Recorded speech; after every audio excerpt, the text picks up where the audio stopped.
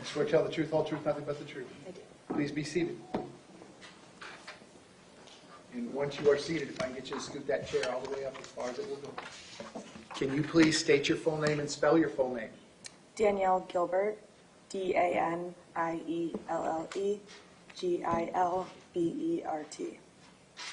Ms. Gomes, you may inquire. Thank you, Judge.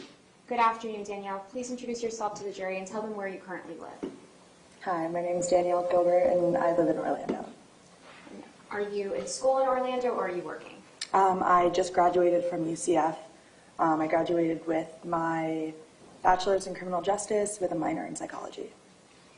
Now, Danielle, where do you plan on living once you leave Orlando? Once I leave Orlando in July, I'm moving back down here to Pompano. And are you from the South Florida area? Yes, I am. Where did you go to high school? I went to high school at Marjory, Stoneman, Douglas. What city is that in? Parkland, Florida. I'd like to direct your attention to February of 2018. What year of high school were you in that year? I was a junior. Now, specifically, February 14th, 2018. Did you attend school that day? Yes. Can you please explain for the jury what was going on at school prior to 2 p.m. that day? Yes. So that day, February 14th, 2018, it was Valentine's Day. It was just, typical Wednesday, just happened to be a holiday. Everyone was in great spirits, super happy, just balloons everywhere, stuffed animals, chocolates, handing out roses and carnations.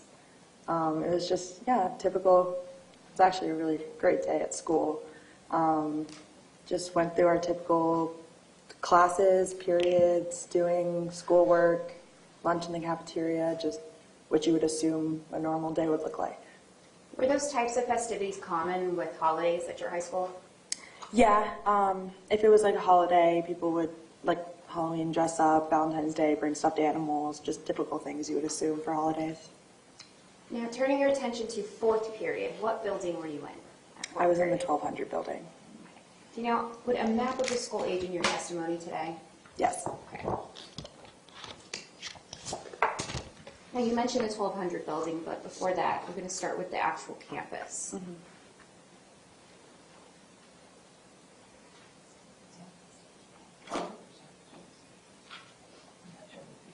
No objection.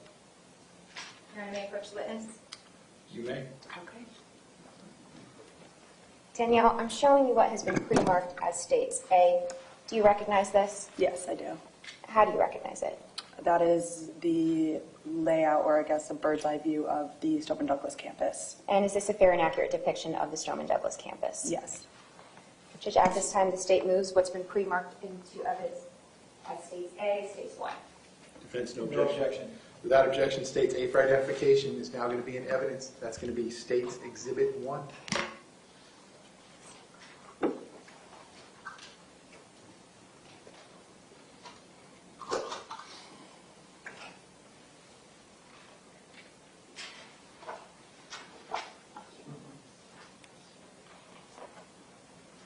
Ms. Gomes, do you want to use the overhead?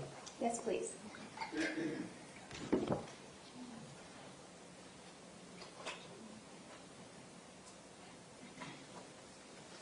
Do we need... She can see it? The witness can see it. Okay, very good. You may proceed. Thank you.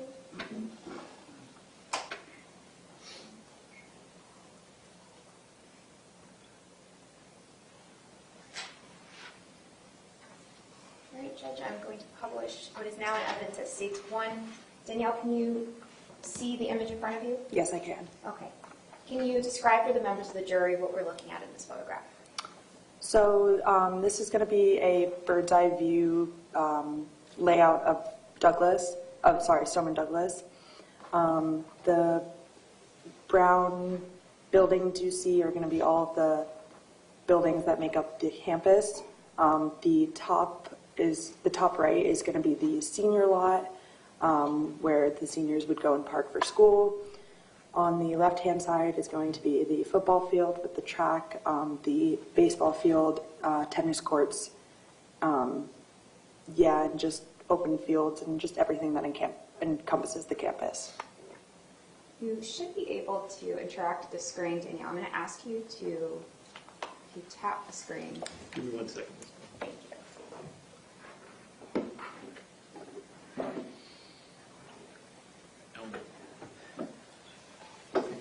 The witness should be able to do it. Let's see. Thank you. You have to select Oh, pencil thank you. and then And then the color? Yes.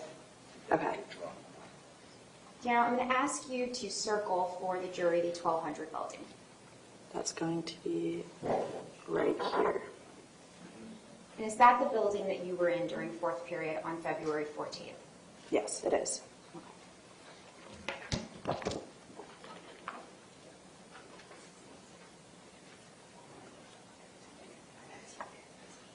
No objection. May I approach, Judge? You ready? Danielle, I'm showing you it's pre-marked Estates B. Do you recognize this? Yes, I do. Okay, how do you recognize it? That's the layout of the first floor of the 1200 building. Does this map fairly and accurately depict the layout of the first floor? Yes, it does. The state moves into evidence what's been pre-marked as States B, as States 2. Any objection? Not at all. Without objection, States B for identification will now be in evidence. That is States Exhibit 2. Permission to publish? As soon as Ms. Wilcox marks it, you may. Thank you.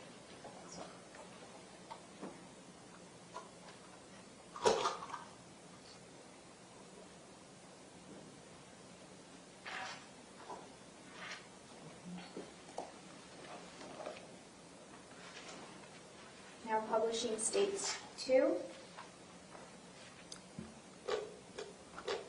Need to Can I, clear. I was going to say, can I use? Just an X. Okay. Got it. Thank you. Danielle, are you able to see States 2 in front of Yes, you? I am. Okay, describe for the jury what we're looking at in States 2. So that's going to be the layout of the first floor of the 1200 building. On your left-hand side is going to be the west entrance, and on your right-hand side is going to be the east entrance. Can you describe for us the stairwells on both sides of the building? Yes, so there's a stairwell. If you see, it says 1200B and 1200A on the bottom left and top right-hand corners. Those are going to be the two staircases for that building. When you enter, it's just what you would assume is your typical staircase. It just goes up and around up until you get until the third floor. Which classroom were you in during fourth period on the 14th? I was in classroom 1213 right there. Thank you, and just for the record, the witness has circled classroom 1213. What class was that? It was advanced placement psychology. Do you remember what your teacher's name was? Yes, Miss Ronit Rayovan. Okay. Now, describe for us what happened while you were in your fourth period class. So, fourth period, typical class as it normally would be. Just go in, sit down when the bell rings. Miss Rayovan stood up at the front of the class and taught her lesson that day, as she always does. Everything was going normal. We were all just sitting in our seats, listening to her lecture. And then about 20 minutes before the bell rang was when we heard the first shot. And immediately we dropped to the ground and started running to, I guess what you would call safety, just basically away from the door where the individual wouldn't be able to see us who was shooting. So we heard the first shot, immediately ran over to the corner of the room, and there was about 30 of us in the classroom, so we were all kind of at an L in the corner that's not by the door, and we just sat there and huddled and held each other, just in hopes that what we thought wasn't happening, or what we thought was happening wasn't happening. Can I back you up to that first Yes. shot that you heard? When you first heard that first noise, did you know that it was a gunshot? Instantly. And how did you know that? The sound was just unmistakable. It was the loudest, ear-piercing, horrific thing I've ever heard in my life. Why did students take the approach that they did in response to that shot? Why did you position yourselves in the classroom in those particular positions? A lot of it was instinctual. So originally when the first shot went off, we actually ran towards the window of the classroom, and Miss Rioven instructed us to run away from the window so that we were out of sight. And so once we went into what we would call the hard corner, basically away from view, we all just grabbed a spot as quickly as we could and just sat and ducked and held together as closely as we could. Was that procedure, that process of moving away from the windows, something that you had all practiced in the event of an emergency? No, it wasn't. I think instinctually you hear a noise like that and you run away from it. And Miss Rayoven just, something came over her and told her to make sure that we were all away from the window and away from view. And so she was the one that instructed us to go towards the other side of the classroom, the south side of the classroom, away from view of the window. The teacher kind of took over what was happening in the classroom Yes. as far as directing you? Yes. Okay, and did you all follow the teacher's instructions as to which area to go to? Yes. Did she direct you to certain places? You said away from the window. What about the door? So the reason she instructed us not to go towards the window is because in the door of the classroom, there is a small window that you can look through and see the inside. So since we were running towards the window on the opposite side of where the door is, we would have been in plain sight. So she instructed us to come basically towards the door, but away from the view of the window inside the door, so that we weren't in plain sight and that we were in a spot, basically the only spot in the classroom that was a good hiding place. As you all are hiding, do you hear additional shots? Yes. Approximately how many gunshots do you then hear in addition to that first shot? I don't know the exact number, but it sounded like a lot. And it's okay if you don't know the exact number. Yeah, I don't. Do you know an approximate number? I don't. As you're sitting there and you're hearing the gunshots, what happens inside your classroom? So we were hearing the first of the many gunshots that were to come, and we were just sitting there basically just waiting. And after however long it was, I want to say it was about a minute and a half, then he shot into classroom 1213, the classroom that I was in. He injured 4 people in my class, killing one of them. And then he moved on and continued, and we just sat there and waited. Now, when you say he, you're referencing the shooter. Correct. And describe for us what happens when he actually shoots into the classroom. Yeah, so he shot through the window that was in the door of the classroom and injured the 4 students that were the most in view, I guess, for lack of better words. And who were those 4 students? It was Benjamin McCander, Samantha Mayer, Madeline Wilford, and Carmen Chenchup was murdered. After those gunshots go off in the classroom, did the shooter proceed away from your classroom?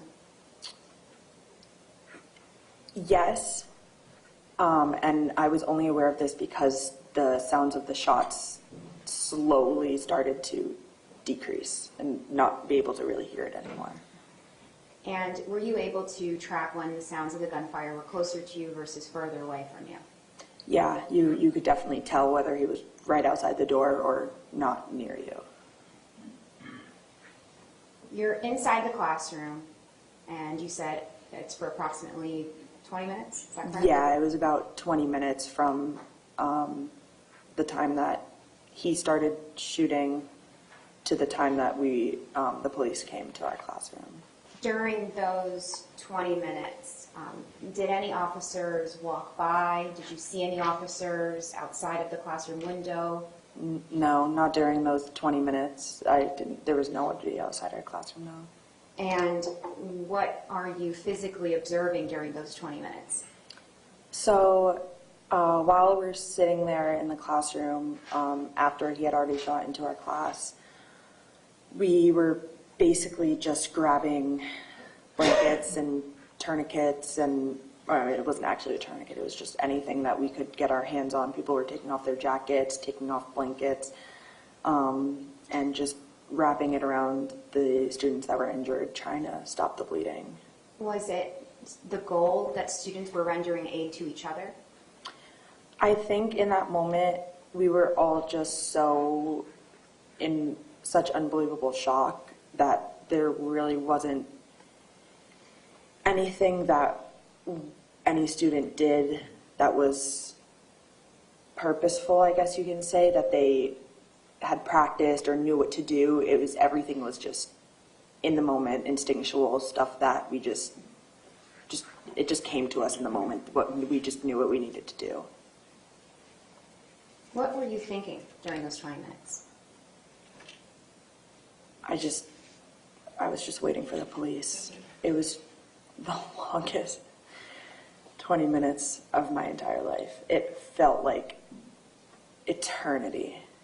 And the whole time, we were all just waiting for the police to come, just have somebody knock on the door and take us out of that horror. Danielle, did you know who Deputy Peterson was? Yes, I did. Who did you know him to be? I knew him as the police officer that was assigned to Stoneman Douglas. Did you know that Deputy Peterson carried a firearm? I did, yes. Did Deputy Peterson ever enter your classroom that day? He did not. Did he ever enter the hallway? He did not. Did you ever see Deputy Peterson assist any students that day? I did not. A moment to confirm. Yes, ma'am.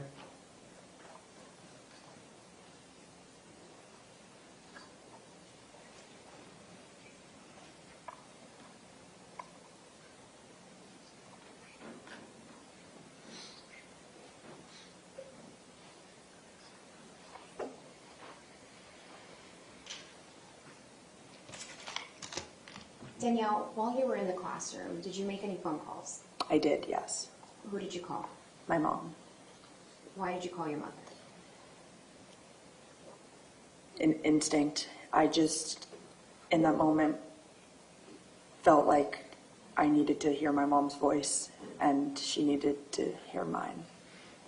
Did you also use your phone to make any recordings? Yes, I did.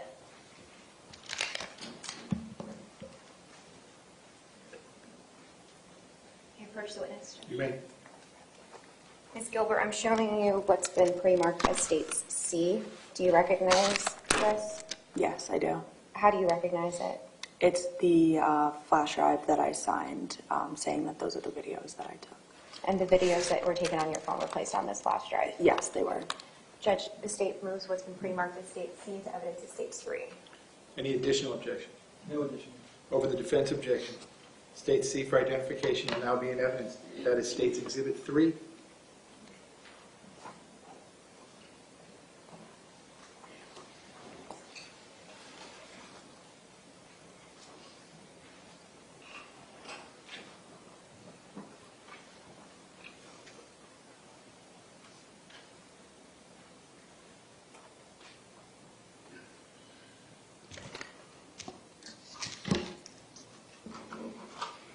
Ms. Combs, are you publishing State's Exhibit 3? I am just... Give me 1 second. You have to mark it. Yeah, sorry. Very good. Is that wrong? Yeah, Ms. Combs, if you want to publish Yes, State's permission Exhibit to 3, publish. you may proceed.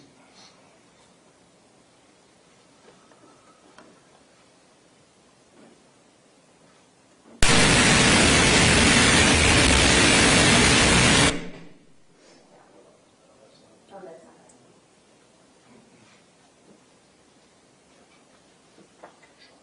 not it. He's controlling.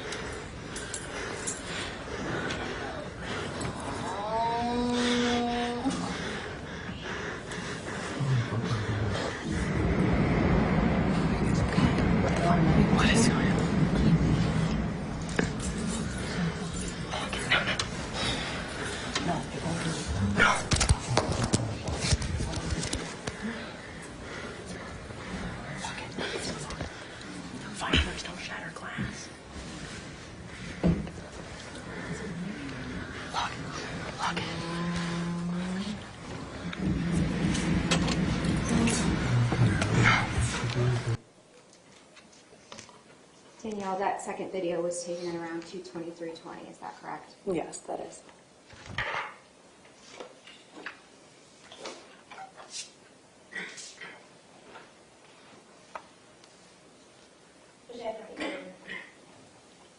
Okay, cross-examination, go ahead.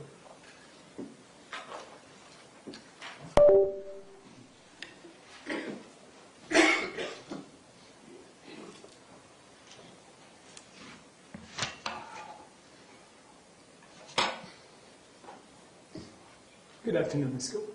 Hello. I'm very sorry that you endured what you did. Thank you.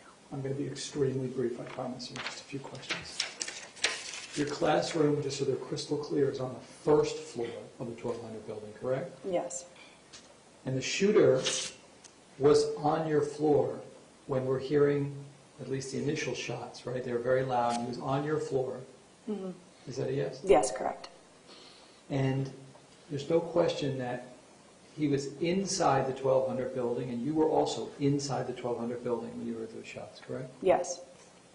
And I think you testified that the sounds slowly decreased and we couldn't hear them as he moved throughout the 1200 building, correct?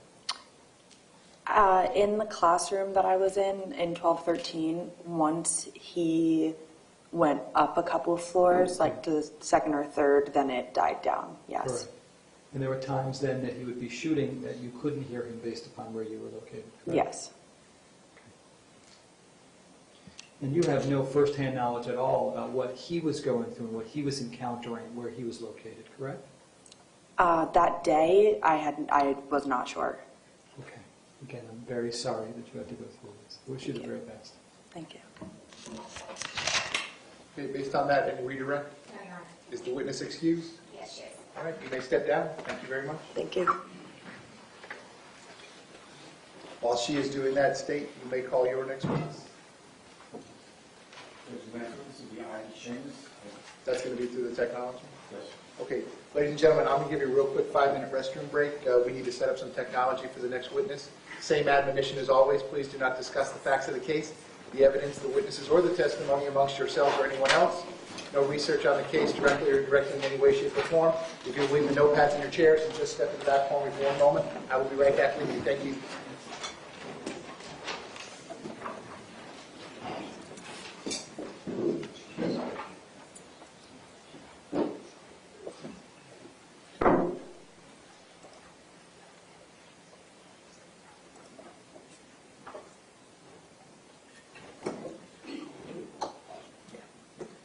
Okay, we're outside the presence of the jury. Everyone can be seated.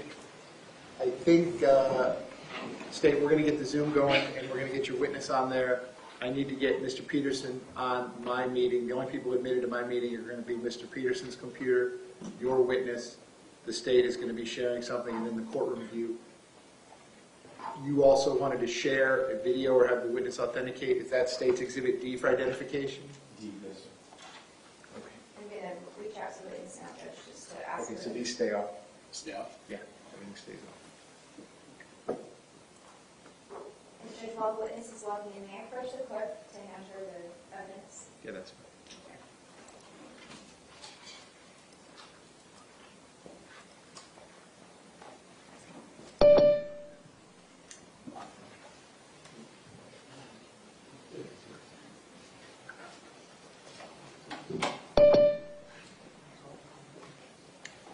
Are you all logged in as state attorney's office? Yes. Okay. And then, do we have, Mr. Igosh, I need you, are you all hooked up to Zoom? I need Mr. Peterson on a Zoom computer. Yeah. I need you to sign into my Zoom meeting. So that the only thing on that screen is going to be Mr. Peterson.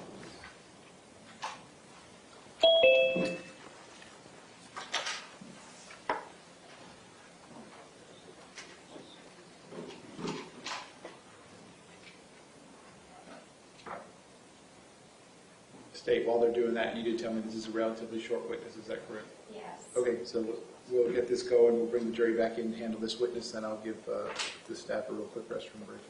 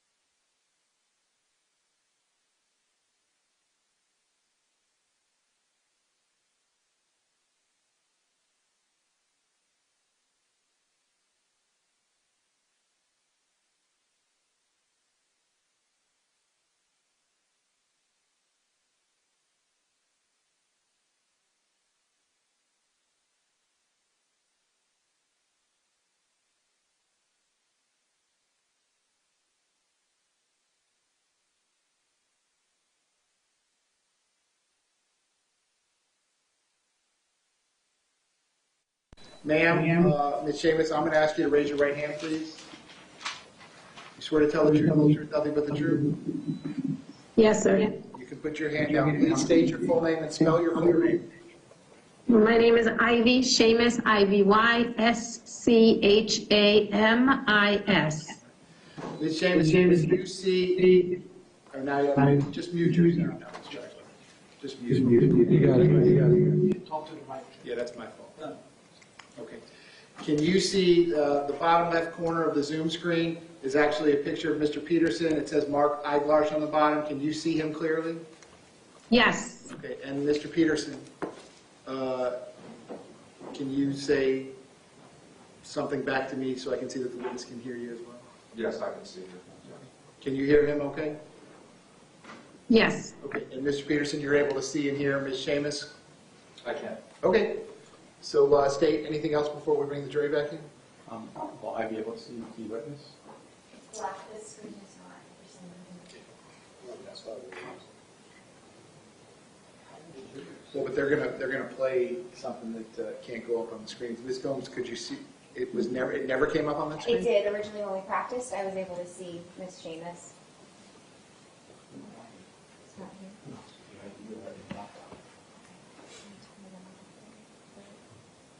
He has to be able to see what it looks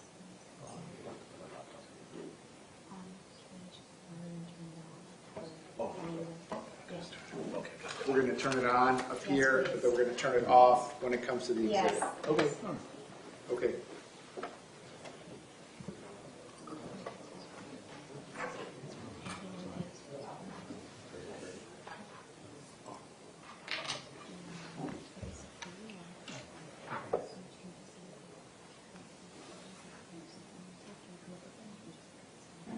Again, one more question. I want you to take this, pull this camera back up, Mr. Kramer, just a touch. I got it. Okay. Okay, State, you otherwise ready to proceed? Yes, sir. Defense, you ready to proceed? Yes, sir. Okay, please bring the jury back.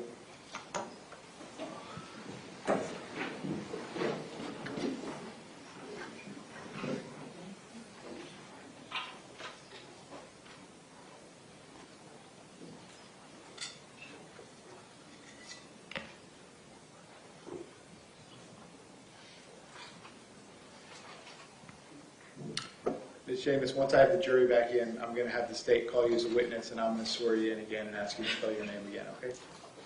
sure. Okay, thank you.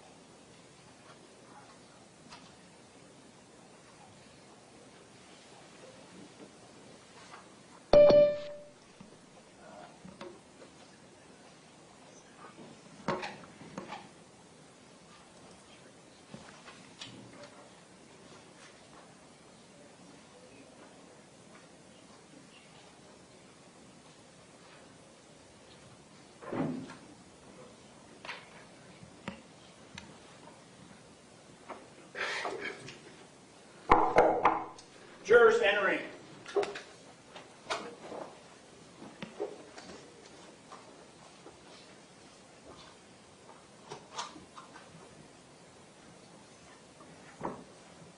Ladies and gentlemen, welcome back. Come on in. Once you're back at those same seats, you may be seated. All right, all the parties may be seated. Ladies and gentlemen, those of you using the notepads, I'll give you a moment to get the notepads back out.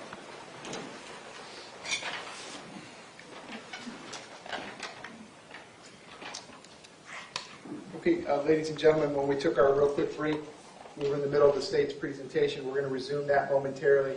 I did want to let you know, although most witnesses obviously come before you live and testify in the witness stand directly in front of you, by the agreement of the parties, the next witness is testifying via technology.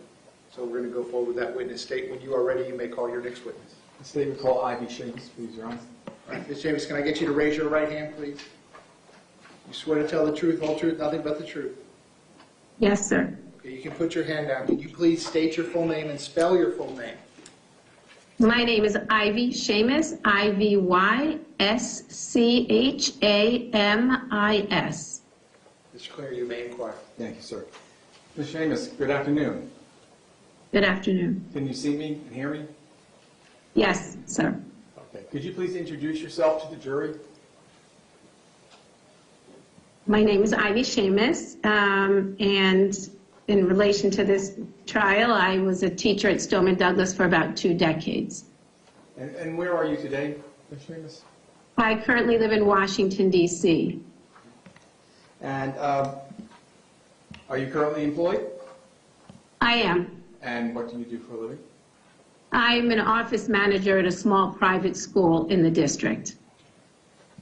And as you said just a few moments ago, there was a time when you were working at Marjory Stoneman Douglas? Yes. What years did you work at Marjory Stoneman Douglas High School?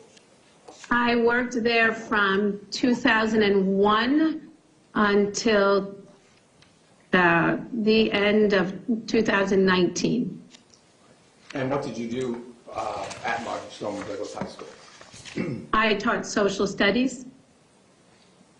And were you teaching on February 14th of 2018? I was. Right. That afternoon, did you have classes that afternoon to teach? I'm sorry, say that again? Were you teaching classes the afternoon of February 14th? Yes, I was. And what class were you teaching? I was teaching history of the Holocaust. And what time of the afternoon do you remember when that class started? It started a little after 1 o'clock, I believe. Right. And what time was it supposed to go to? And it goes until the end of the day, which is 2:40 p.m. Okay. So can you tell the jury what you were teaching that particular day in the Holocaust class? Yes, on that particular day, the 2018 Olympics in Pyeongchang was happening. So to make the class relatable, I change up my curriculum to make the students feel a little bit more related to what's going on in the world today. So we were doing a lesson on the 1936 Olympics in Berlin that day.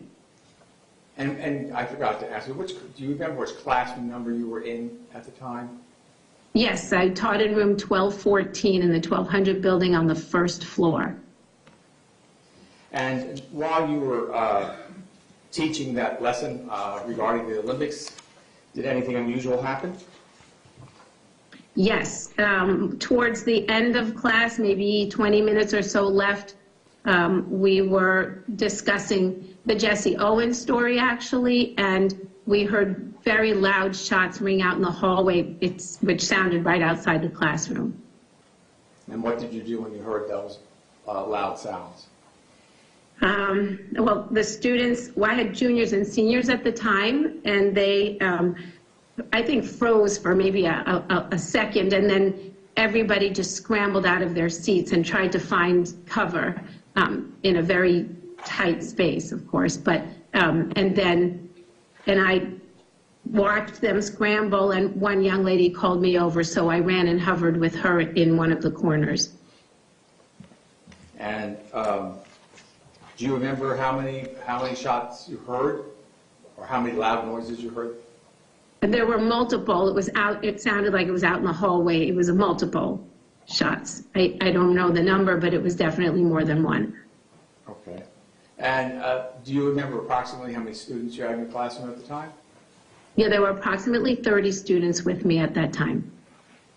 So after you heard those initial shots, what happened next?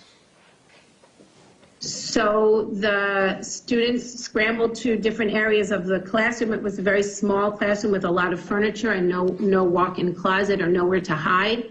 We had never done an active shooter drill, so none of us were really prepared. And most of us were, I think all of us, were really huddled down on the ground, and within seconds after we heard that in the hallway, shots were flying through the glass window of the door that ran down to the handle of the door, and they were flying all over our classroom. The shots and glass were flying all over the classroom? Yes, sir. And what was the sound of that like? Deafening, actually. It was deafening and extremely scary. The door to that classroom, do you remember whether it opened in or out? The door opens out. It was locked, but if the glass was shot out, it was easy to open it from the inside.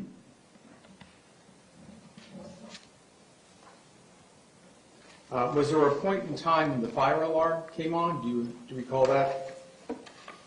There was a time when the fire alarm came on. I don't know the time, but there was a time when the fire alarm sounded. Okay. And you described that there was shots coming into the room, glass, it was very loud. What happened after that?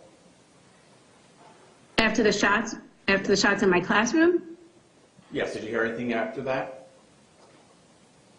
Yes, we heard everything after that. I mean, I was down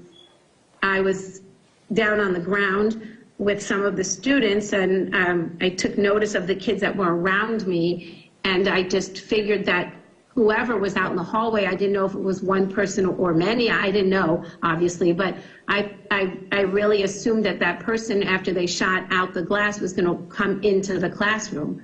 So I was thinking, as the only adult in that classroom, what am I going to do? And so I thought I was going to stand up and say something to whoever came in. But as I was preparing myself for that, because I figured that would be the last thing I ever said, I heard the shots then leaving our classroom. I heard them across the hall, and I wasn't so sure, but I was pretty sure those shots were going into my friend Ronald across the hall, who taught psychology. Do you remember what classroom that number was? Yeah, she was 1213. We were very close friends, so we're the only ones, I think, in that building since the building was built in 2009. We've been there continuously. And could you describe for us, were the shots then not quite as loud when you thought they were going into 1213? They were loud. They just weren't as loud as they were coming right into my classroom, but they were quite loud. I also asked you, did you see anything other than the bullets coming through the door, coming through the broken glass?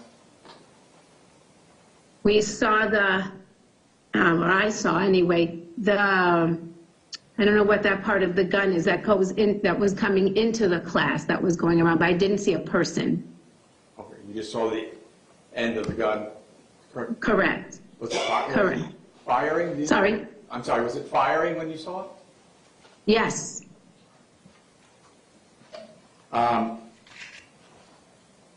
What happened after, you said it sounded as though it was over at room 1213. What happened next? And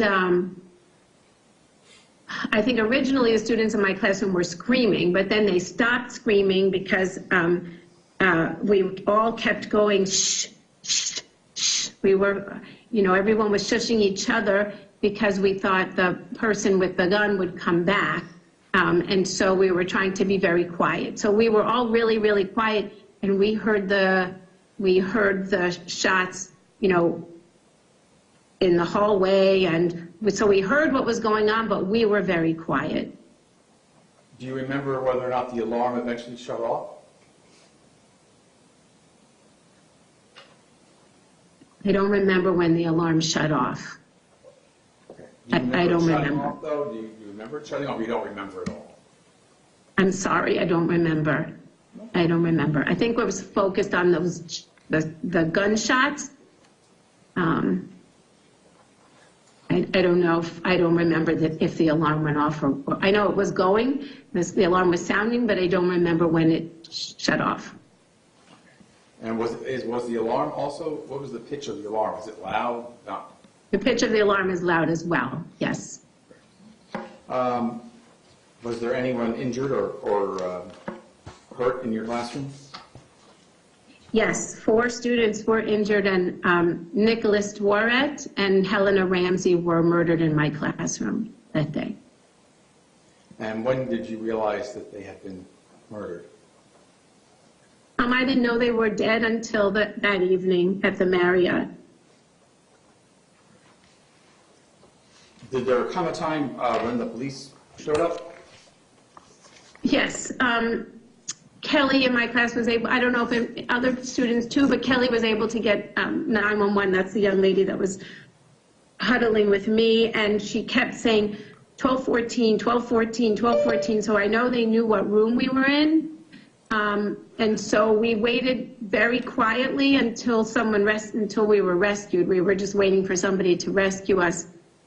We didn't know if we could get up because we didn't know if people were still in the building with a gun or guns.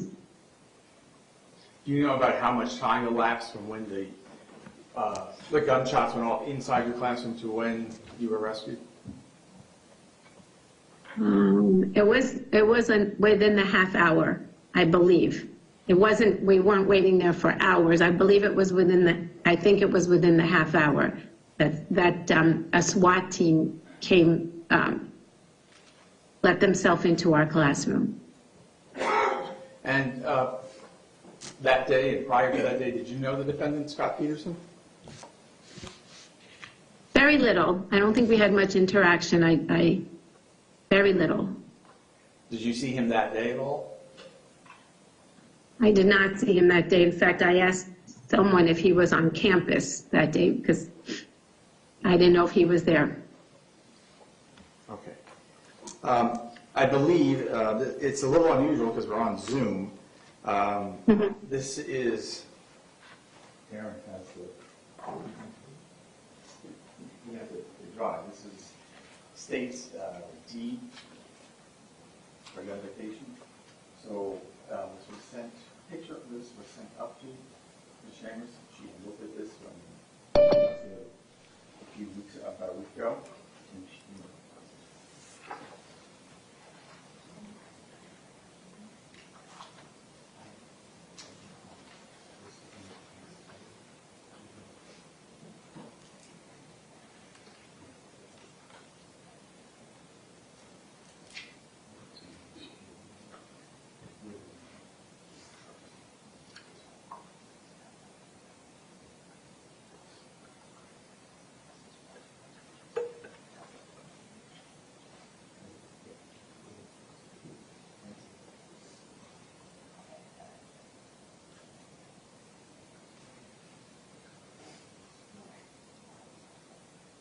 No additional objection.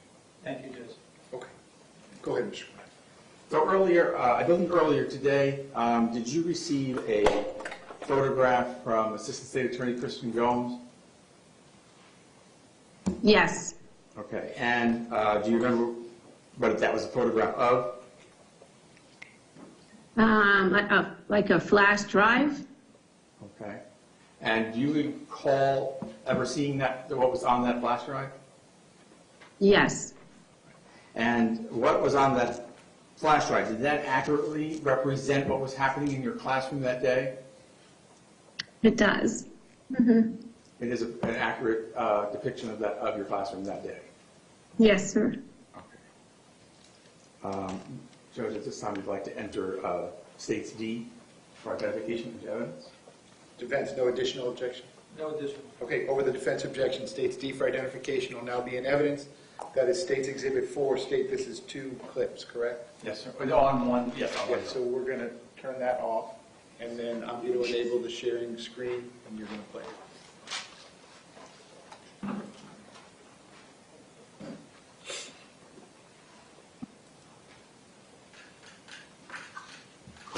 I did it. Tell me if you can do it.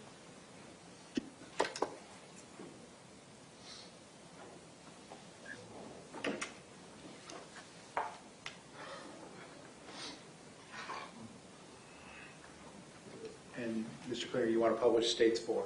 Yes, sir. You may proceed. Thank you.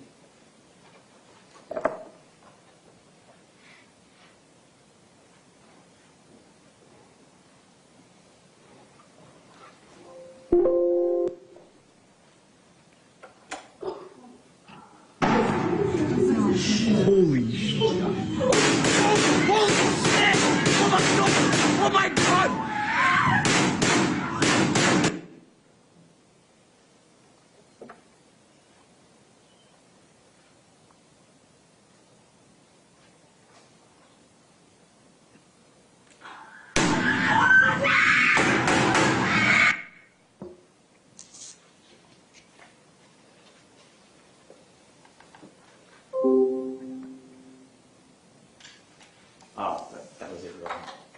Okay, can we turn that back on? You have any other questions for the witness? No. You do not? Okay, cross-examination, go ahead.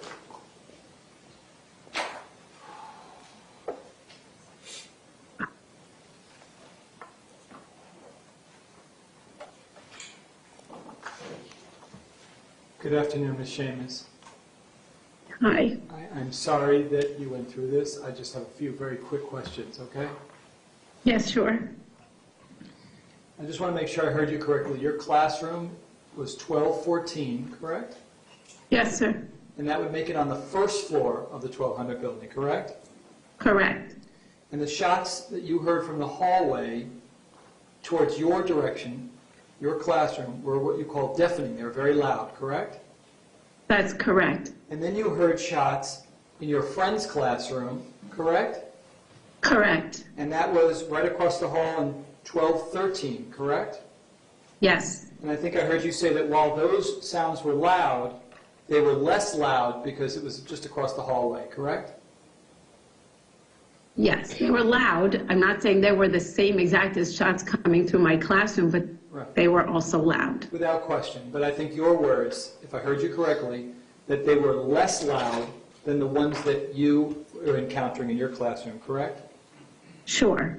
Okay. I thank you for your 2 decades of service. Thank you. Thank you so much. It was a pleasure for me to teach there. Thank you. Okay, based on that, a redirect. No, Your Honor. Thank you. The witness is excused? State? Yes. Okay. Ms. Schamis, I'm going to end the Zoom at this point. Thank you for bearing with us, okay? Ladies Thank you so much. and Okay. gentlemen, I'm going to give you a real quick restroom break. We're going to get the technology back to normal, and then I'm going to be right back with you. We're going to continue with the state's presentation. Again, please don't discuss the facts of the case, the evidence, the witnesses, or the testimony amongst yourselves or anyone else. Please leave the notepads in your chairs. Just step in the back for me 1 moment. I'll be right back with you. Thank you.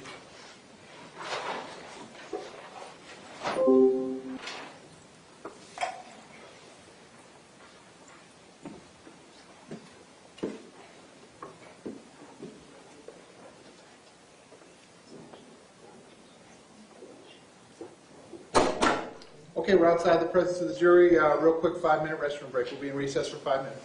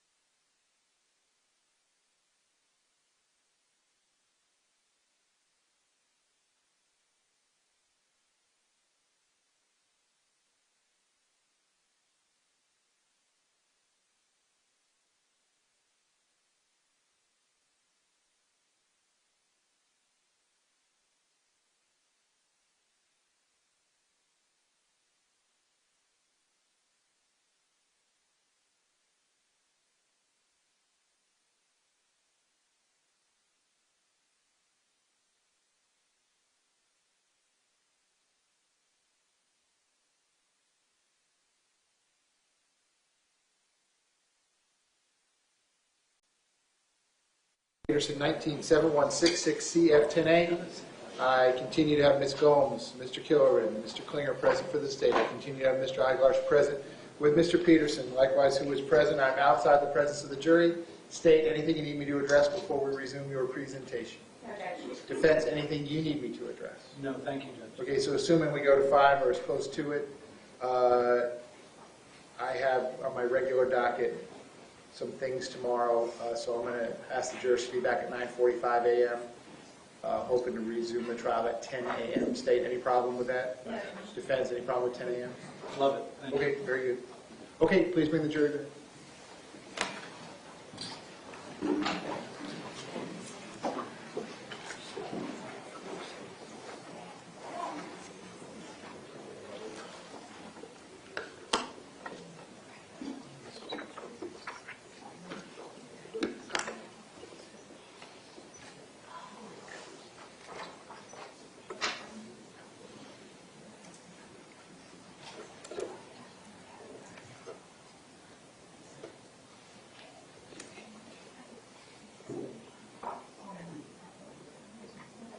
State, is there going to be any more evidence today that is of a sensitive nature? Yes. There is. Okay, so we'll just leave this. For now. We'll just leave everything. Yes, please. Okay.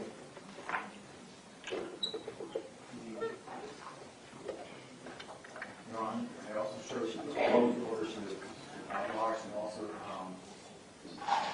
Ms. McAvoy is still. Okay, well, as soon as you all come to an agreement, I'll sign it as soon as we get the jurors out of here, and then the media can have access to the exhibits pursuant to that. Not a problem.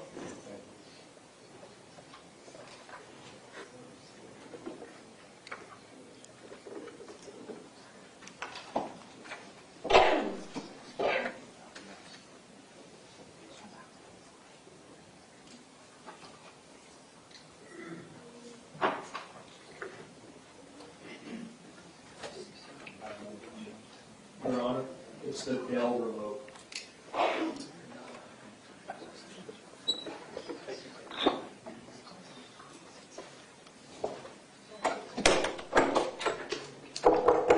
Jurors entering.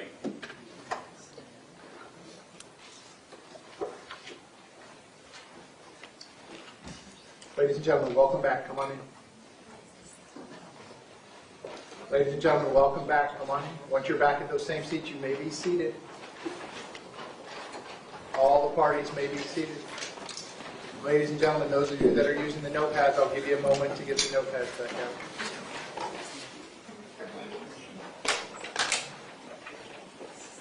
Ladies and gentlemen, before we resume with the state's presentation, I wanted to let you know we do have individual letters for each of you, what we discussed the other day regarding work or school, whatever that may be. These are individual to each of you with your name. That's the first test. Make sure when the clerk deputy sends you home with these tonight, everyone gets the correct letter. Okay? Okay, ladies and gentlemen, when we took the restroom break, we were in the middle of the state's presentation. We're going to resume at that point. State, when you are ready, you may call your next witness. Thank you, Judge. Mary, may I approach the court for 7 seconds? You may.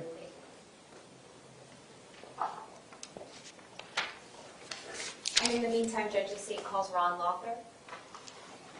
Ron Lowther.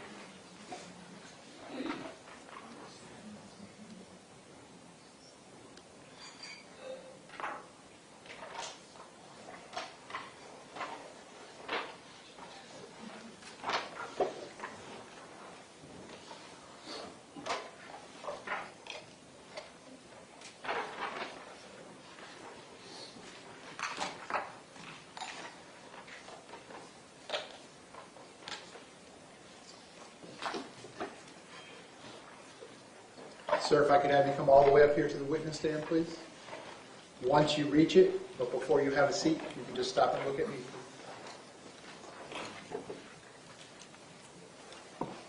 Raise your right hand. You swear to tell the truth, whole truth, nothing but the truth. Yes, I do. Please be seated. And sir, once you're seated, if I can get you to scoot that chair up as far as it will go. Can you please state your full name and spell your full name? It's Ronald Lowther, Ronaldlowther. Ms. Gomes, you may inquire. Thank you. And it's Lowther, correct? Yes. Good afternoon, Mr. Lowther. Would you please introduce yourself to the jury and tell them where you work? My name is Ron Lowther, and I work at the Broward Sheriff's Office. I work in the digital forensics unit as a digital forensic video technician.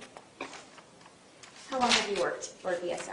I've been with BSO for almost 24 years.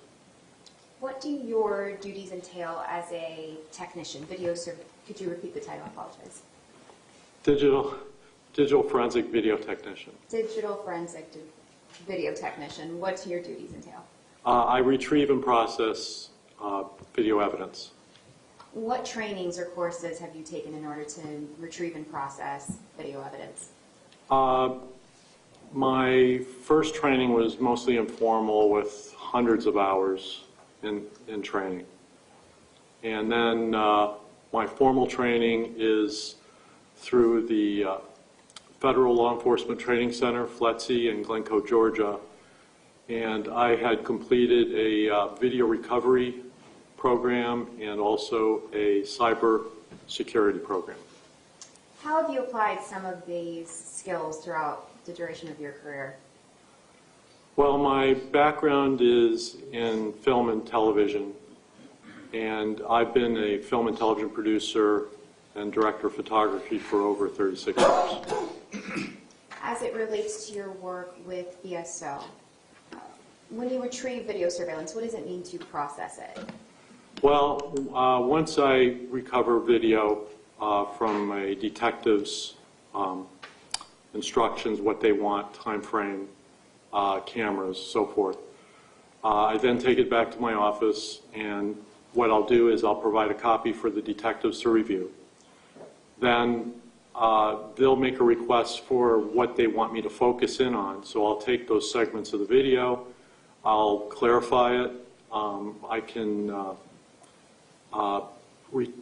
can extract still images from the video to further identify a suspect or incident that happens. I can I've also been asked to make timelines for a grand jury. Approximately how many times in your career have you processed digital evidence? I'd say probably a couple thousand times. Now, I'd like to direct your attention to the shooting that took place at Marjory Stoneman Douglas on February 14th of 2018. Did law enforcement extract the server from the campus in order to retrieve video surveillance? Yes. Out of the dozens of hours of surveillance, did you, for this trial, review 6 hours worth of surveillance from February 14th? Yes, I did. Are those 6 hours what is on State's Exhibit F? E?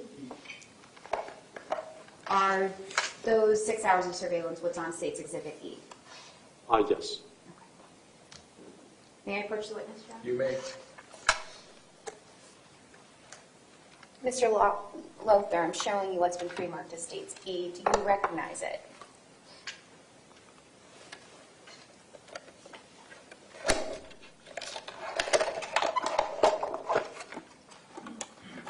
Yes. This is the drive that I had And here. those initials we see on there, are those your initials? These are my initials, and the stickers are from our unit.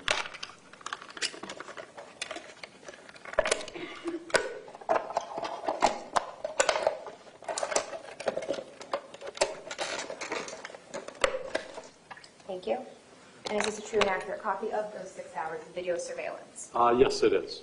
Judge, at this time, the state moves into evidence what's been pre-marked as State's E and State's 5. Defense, any additional objections? No objections. Okay. So, without defense objection or additional objection, State's E for identification will now be in evidence. That is State's Exhibit 5.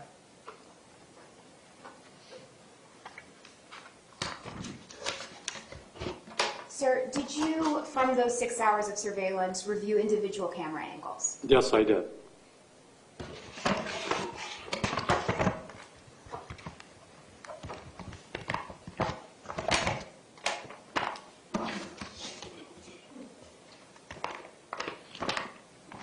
Sir, I'm showing what's been pre-marked as States F.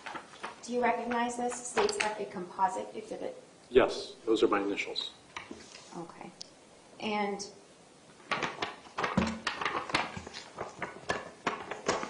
the States F contain 13 individual USB drives with various camera angles. Correct. Okay. We're going to take these one at a time.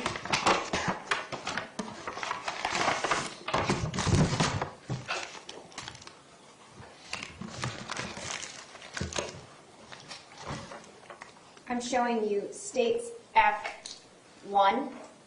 Do you recognize this? I can move closer to me. Yes, this is my initials and CCM. And is this a fair and accurate copy of the surveillance from cameras 1, 9, 61, and 54? Yes. Which we will be referring to as States F1. Yes, on that flash drive, yes. Can you give me the 4 numbered cameras again, please? Yes, Your Honor. 1, 9, 61, and 54. You may proceed. I'm showing you States F2. Do you recognize this? Yes. How do you recognize it? My initials are on the flash drive and on the sleeve. And, sir, is this a fair and accurate copy of camera angles 56 and 26? Yes. Now, your initials are on all of these envelopes, correct? Correct, yes. Okay, so I'm going to go through them a little bit quickly, but on States 3, is this a fair and accurate depiction, fair and accurate copy of camera angles 22, 24, 53? Can I refer to some notes? Oh, absolutely. If that would help refresh your memory. Well, I just want to make sure it's... Yes. Which cameras were they? 3. I'm sorry, it's F3, which are camera angles 22, 24, 53, and 30. Okay, yes, that's correct. F4, do you recognize this? Yes. These are your initials? Yep. And is this a true copy or an accurate copy of camera angle 23? Yes, it is. F5, your initials? Yes, And this is a copy of camera angles 56 and 55. that's correct. Yeah. F6, your initials? Yes, And is this an accurate copy of camera angles 61 and 54? yes, that is. F7, can you see your initials from here? Yes, Okay. And is this an accurate copy of camera angles 54 and 23? yes, that's correct. F8, Yeah, and is this an accurate copy of camera angles 54 and 12? yes, those are correct. F9, is this an accurate copy of camera angle 61? Yes, F10, these are your initials, and is this an accurate copy of camera angle 30 and 13? yes, it is. F11, is this an accurate copy of camera angles 1, 9, 10, 61, and 54? Yes, that's correct. F12, is this an accurate copy of camera angles 54, 61, and 12? Yes, And finally, F13, is this an accurate copy of camera angle 54? yes, that is.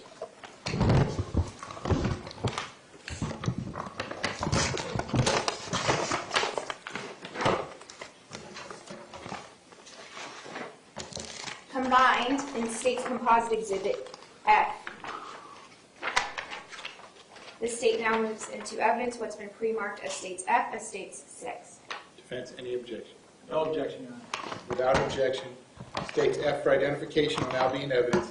That is States Exhibit 6, a composite exhibit made up of the 13 USB drives. The state is labeled F1 through F13. You may proceed.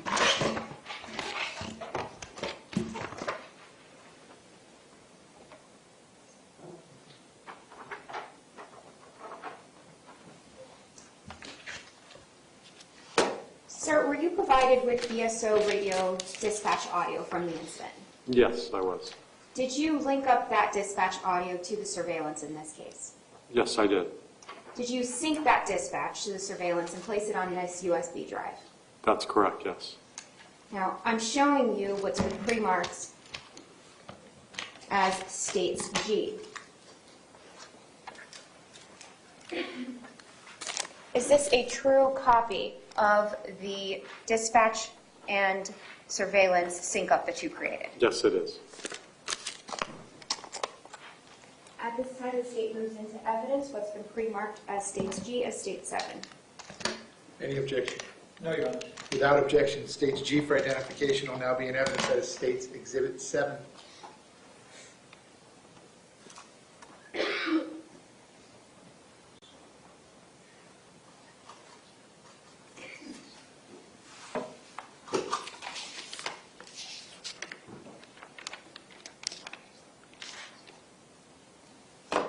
Your Honor, permission to publish what is now in evidence as F13.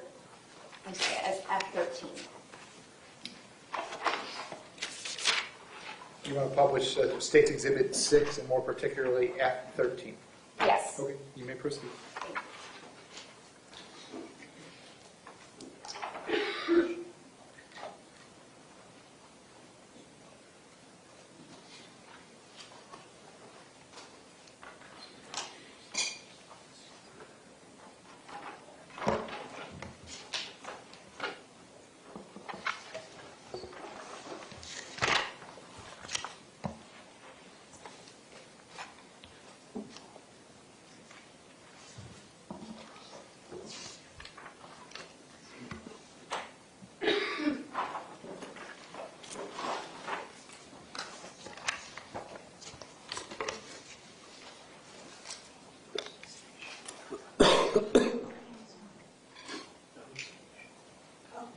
Your Honor, we don't need the cameras off for this portion.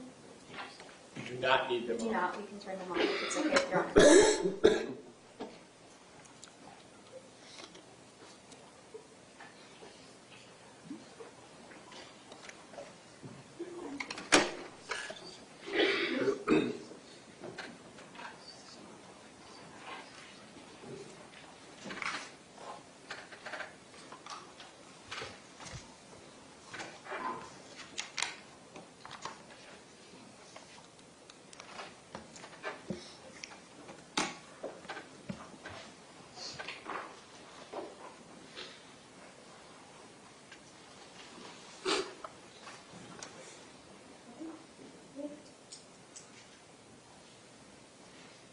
It's Attorney 3, correct?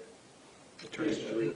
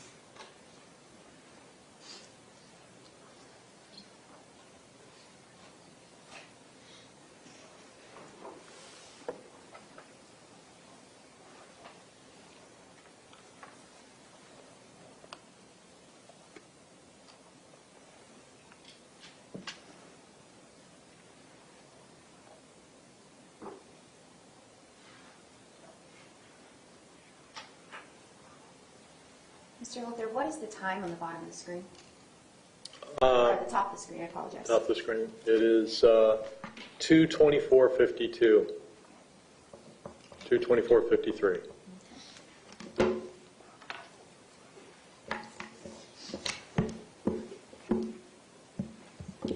Your Honor, permission to publish what is in evidence of Estate 7. You may proceed.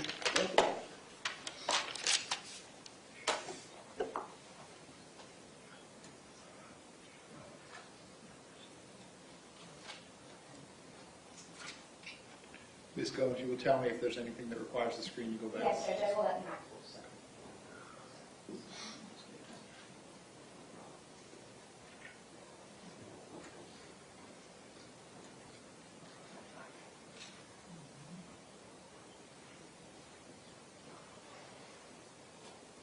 Judge, we are going to request that the screens be turned off for this portion.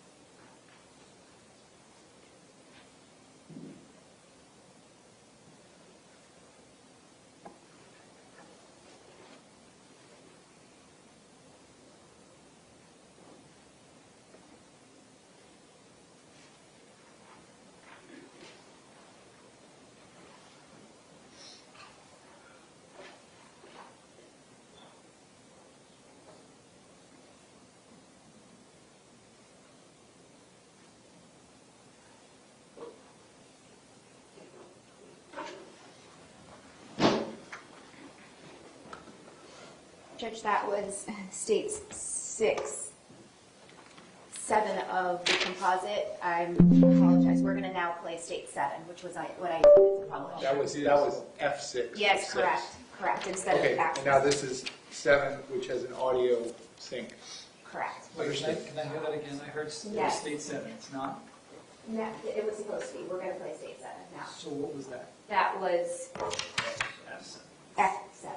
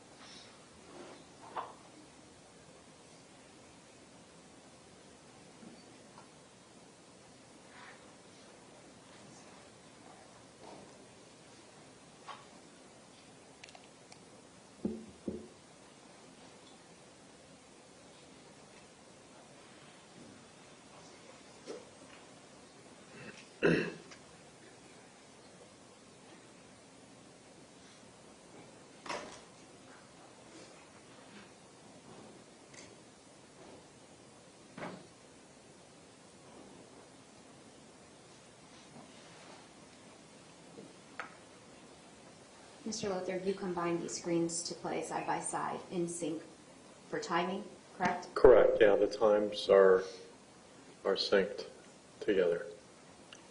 And then you have the reference down below for the time code there. And you chose the angle that Mr. Peterson is in and put it side by side with the angle that Mr. Cruz is depicted, correct? Correct.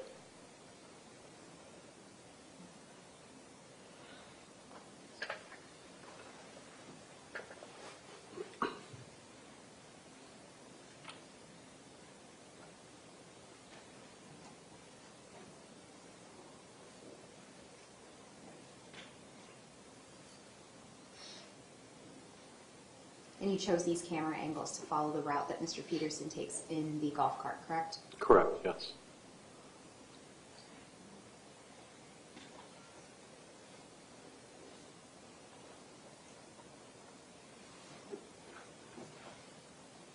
Juliet 3, 17 Bravo 3, 17 Bravo 4. 17 Juliet 3, we have possible, could be firecrackers. I think we got shots fired. Possible shots fired. 1200 building. Attention all units in District 15, possible shots fired at 5901 Pine Island Road at Stoneman Douglas High School. Possible shots fired at Stoneman Douglas High School. And we're doing route. 1584 route. 17 Juliet 3, make sure we get some units over here. I need to shoot down Stoneman Douglas. The intersection. 10-4. Number 49 in route 3 Bravo on my phone. 10-4. Thank you for what's the address?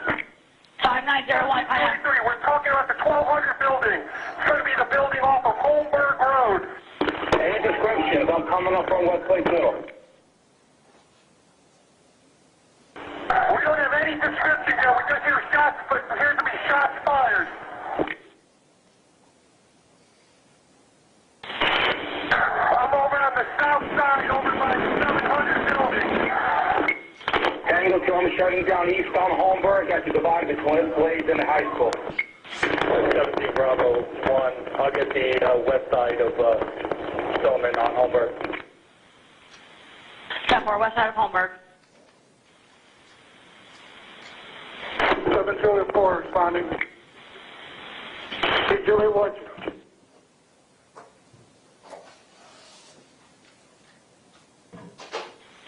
Danielle 2, I hear shots fired by the football field. Shots fired by the football field. Shots fired by the football field, heard. 17 Juliet 3, we're looking at the 1200 building. It's going to be the 300 building. It's going to be right off of Holmberg Road by the senior lot.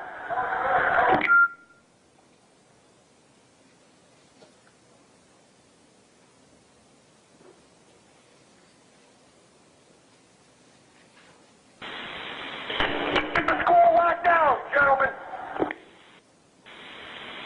Attention all units now working the signal 33, go to Bravo channel for regular traffic. Some students say they thought it was firecrackers and went out sure by the football field. All right, 26. So we also heard it over by inside the 1200 building. We're locking down the school right now. Make sure there's no pedestrian traffic anywhere on Holmberg Road. 15 Echo 2 on 51. Unit advising 51. 15 Echo 2, and if we have any District 15 motor units, they can respond also. 15 Bravo 4 is going to respond out, please.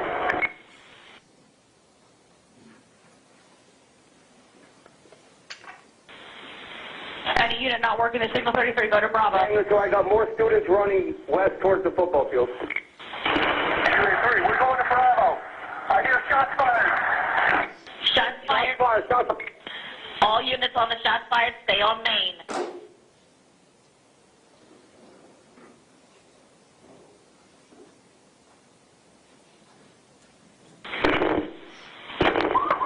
All Yankee units are row. 17 Yankee 4, we definitely have shots being fired. All District 7 units, go to Bravo. Angle 2, the sergeant, right by the football field.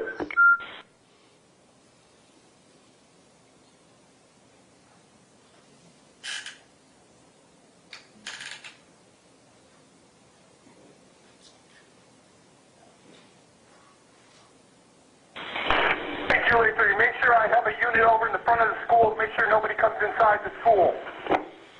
I need a unit to the front, advise. Bravo 3, we need somebody to shut down Holmberg at Pine Island. Unit to shut down Holmberg, advise. Holmberg shut down. We're going to build 13 of the 900 building. We have shots fired. I'm trying to get the fence open. Building 13 and 900 building. Alex, do not approach the 12 or 1300 buildings. Stay at least 500 feet away at this point. Stay away from 12 and 1300 building. 17 Julia 4, I had a parent tell me that there is a child down. Have fire rescue stage in the area so we can make contact. The parent told me there is a child down. Have them rest stage. Tango 2, I got a victim with a gunshot to the right leg. Said a gunshot to the right leg. Show me the west end of the high school by the football field. GSW right leg, west end by the football field. 15 Echo 2 to Yankee Net, set up for an active shooter response when you get back to 7. 17 Julia 5, I have the gunshot victim. I have the gunshot victim. He's by the entrance to Westglades on the west side of the school. 10-4, fire rescue is being notified. Gary, does he know where the shooter is? We don't know, but we're entering the building, in front of the 13 building, building 13. 17 Kilo 4, myself around there. Does anybody have bolt cutters? I can get this kid out of the fence. He's stuck in the fence. I need bolt cutters. The coach is with him. See if he can help him over the gate.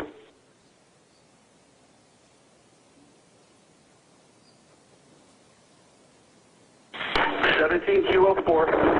Let's get a command post set up on the south side of the Sawgrass in Coral Springs off of Pine Island.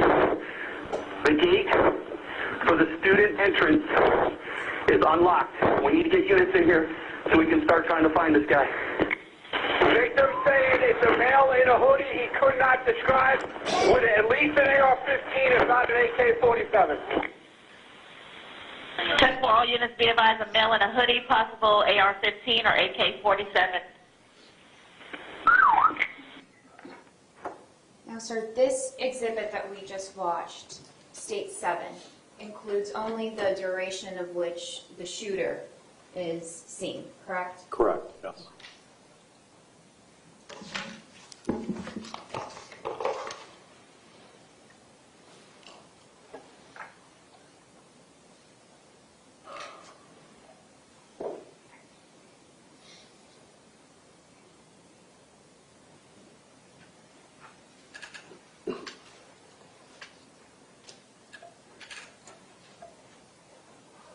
I have nothing further for this witness.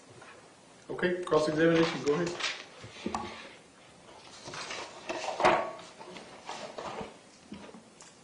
Good afternoon, sir. Good afternoon. Just a few short questions.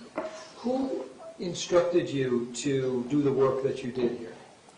I had been given a list of timeframes to utilize throughout the videos. Who gave you that time frame? I believe it was Aaron Savitsky. Who works for the state Yes. attorney's office, Yes. the gentleman right there? Yes. Okay. And he told you the parameters, the times to put on the video? Yes.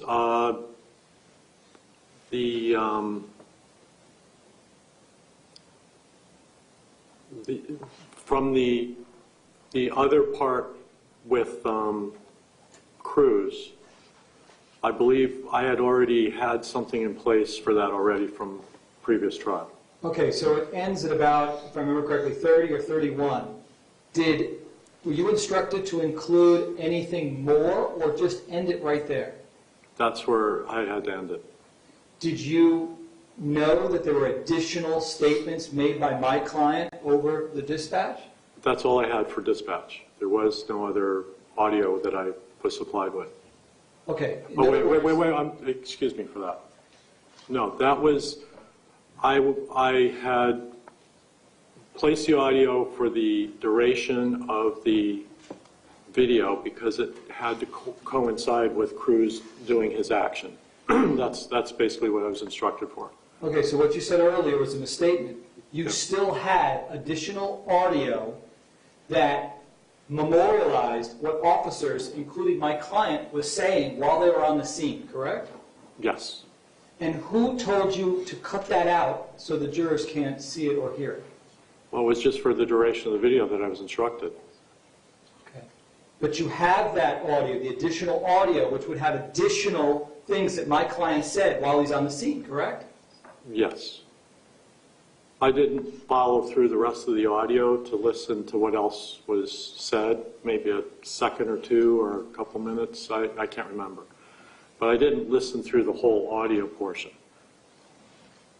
Okay. So it's quite likely that there are additional things that my client said on his police radio that are recorded that you have in your possession, correct? Yes. But you didn't bring it to court today because you weren't asked to do so. Isn't that correct? Only what I was instructed to do when I had put all this together. Thank you, sir. Okay, based on that, any redirect? Go ahead. Sir, do you know who Aaron Foley is? No, I don't. At BSO in charge of the dispatch? Oh, wait, Aaron Foley, yes, I do. Sorry. All right, and so Ms. Foley has the full radio dispatch, correct? Correct. And you were able to speak with her in order to prepare this? Yes. Okay, and Judge, at this time, the state would seek to move into evidence what is by stipulation of the parties, the full radio dispatch, which would be typically entered through Ms. Foley is testifying tomorrow, but we can enter in today. We have no objection. Is it marked? It is. What is it? It's going to be states H. All right, and defense, no objection? No objection. All right, so without objection, states H for identification will now be in evidence. That is States Exhibit 8. Setting aside that, you said that you prepared evidence in both the Cruz case and this case, correct? Correct, yes. Okay. And the purpose of this video was to show the matched up time frame of when the shooter is on campus, as well as what Mr. Peterson is doing while he's standing there. Correct, yes. Okay, I have nothing else. Based on that, any recross? No, Your Honor. State, is the witness excused? Yes, Judge. All right, so you may step down. Thank you very much. Thank you. While he's doing that, State, you may call your next witness. Judge, our next witness is about 5 minutes away. Please apologize, Your Honor. Okay. Ladies and gentlemen, quick break. Same admonition as always. Please do not discuss the facts of the case, the evidence, the witnesses, or the testimony amongst yourselves or anyone else until we reach the end of the case. If you'll leave those notepads in your chairs and step in the back one moment, I'll be right back with you. Thank you.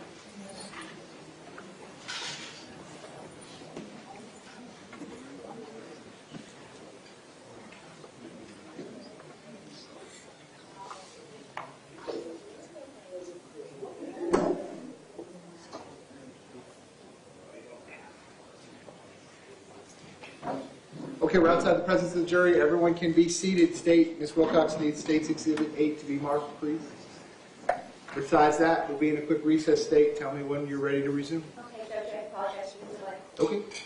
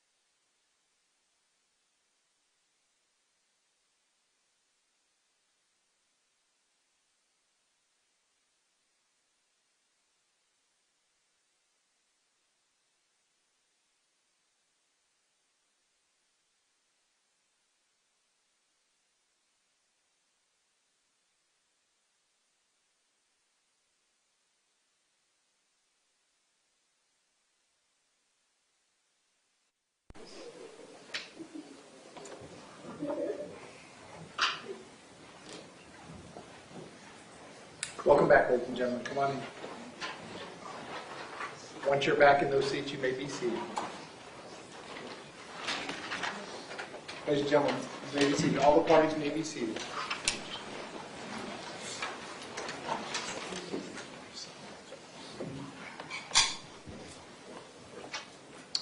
Ladies and gentlemen, those of you using the notepads, I'll give you a moment to get the notepads out. Minor technical issue. Give me one moment.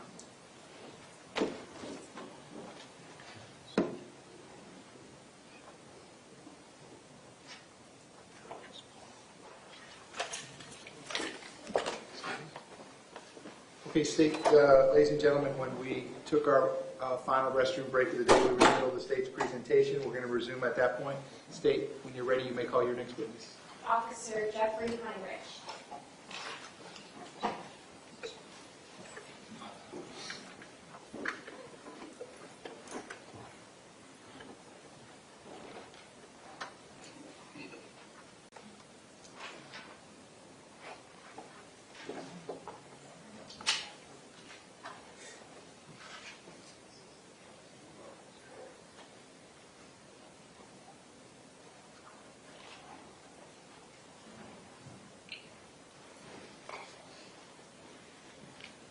Sir, if I could have you come all the way up here to the witness stand, please. Yes, sir. Once you reach it, but before you have a seat, if you can just stop and look at me, please.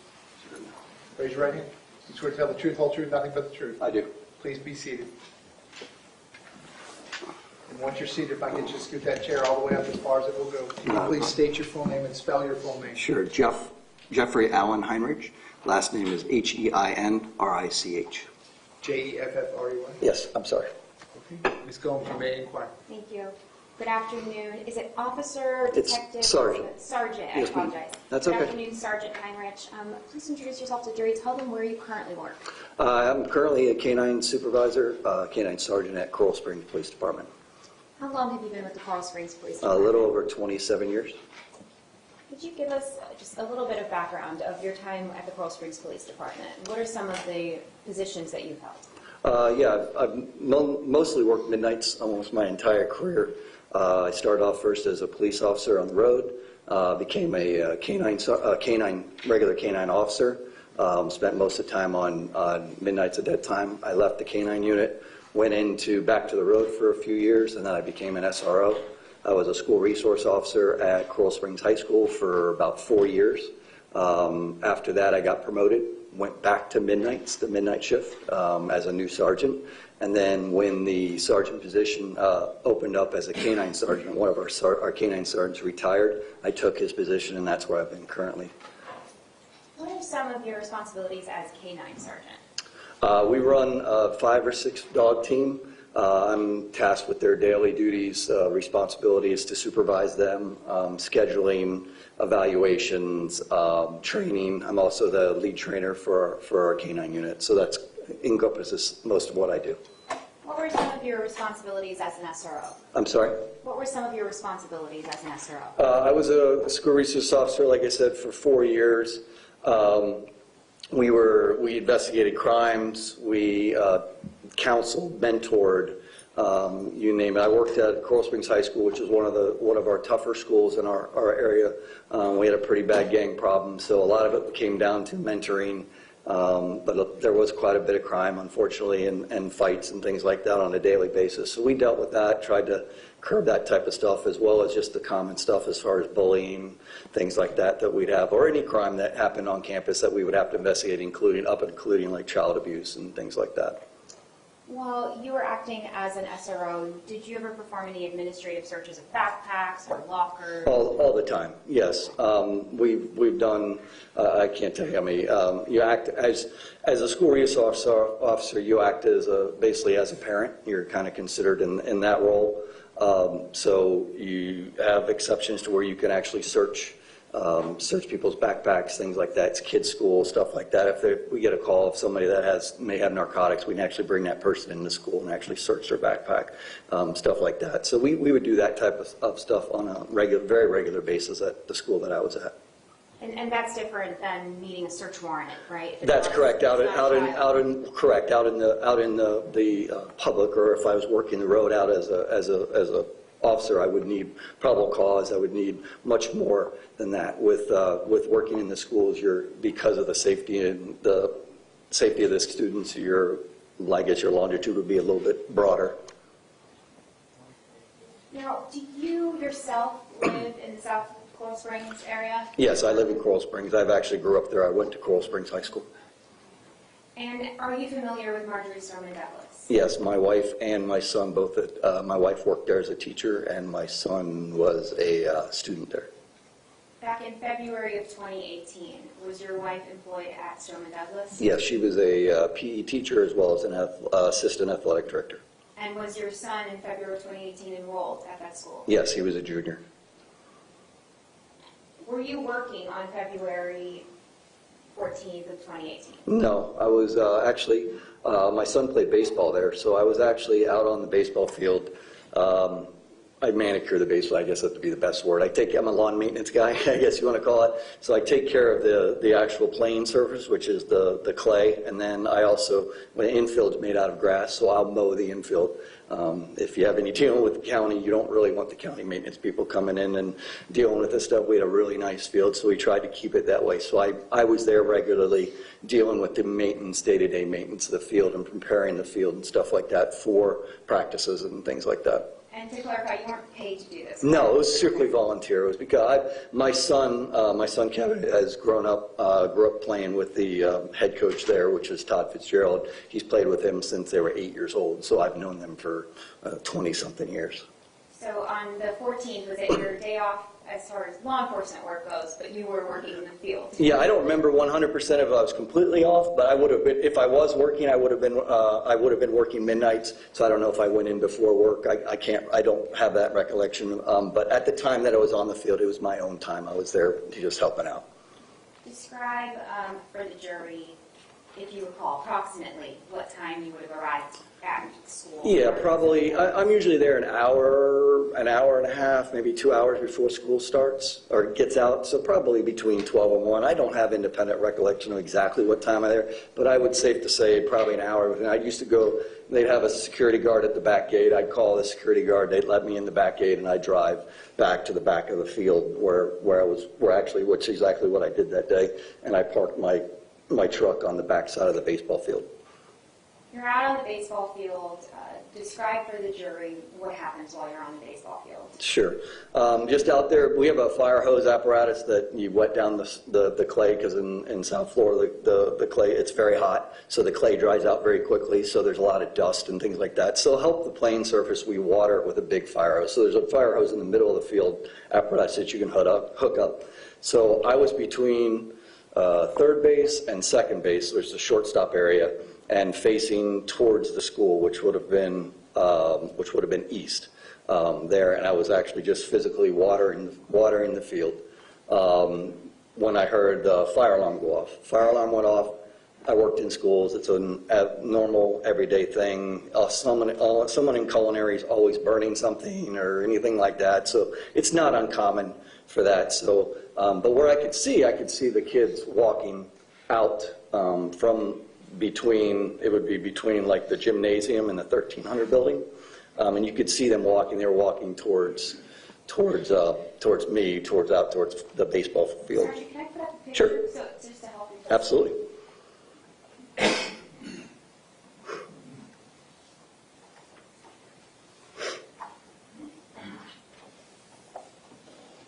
Judge, may I use the monitor to show what's already in evidence as States 1? I don't know if it's... Can you see States 1 in front of you? Yes, ma'am, I can. Ms. Gomes, we can have the TV on. Yes, please.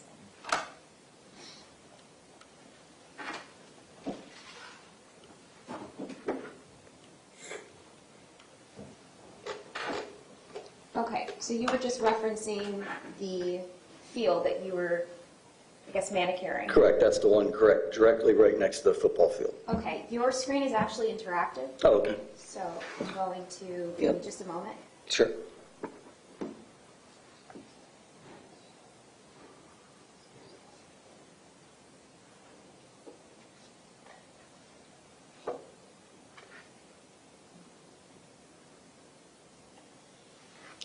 if you select the pencil Sure.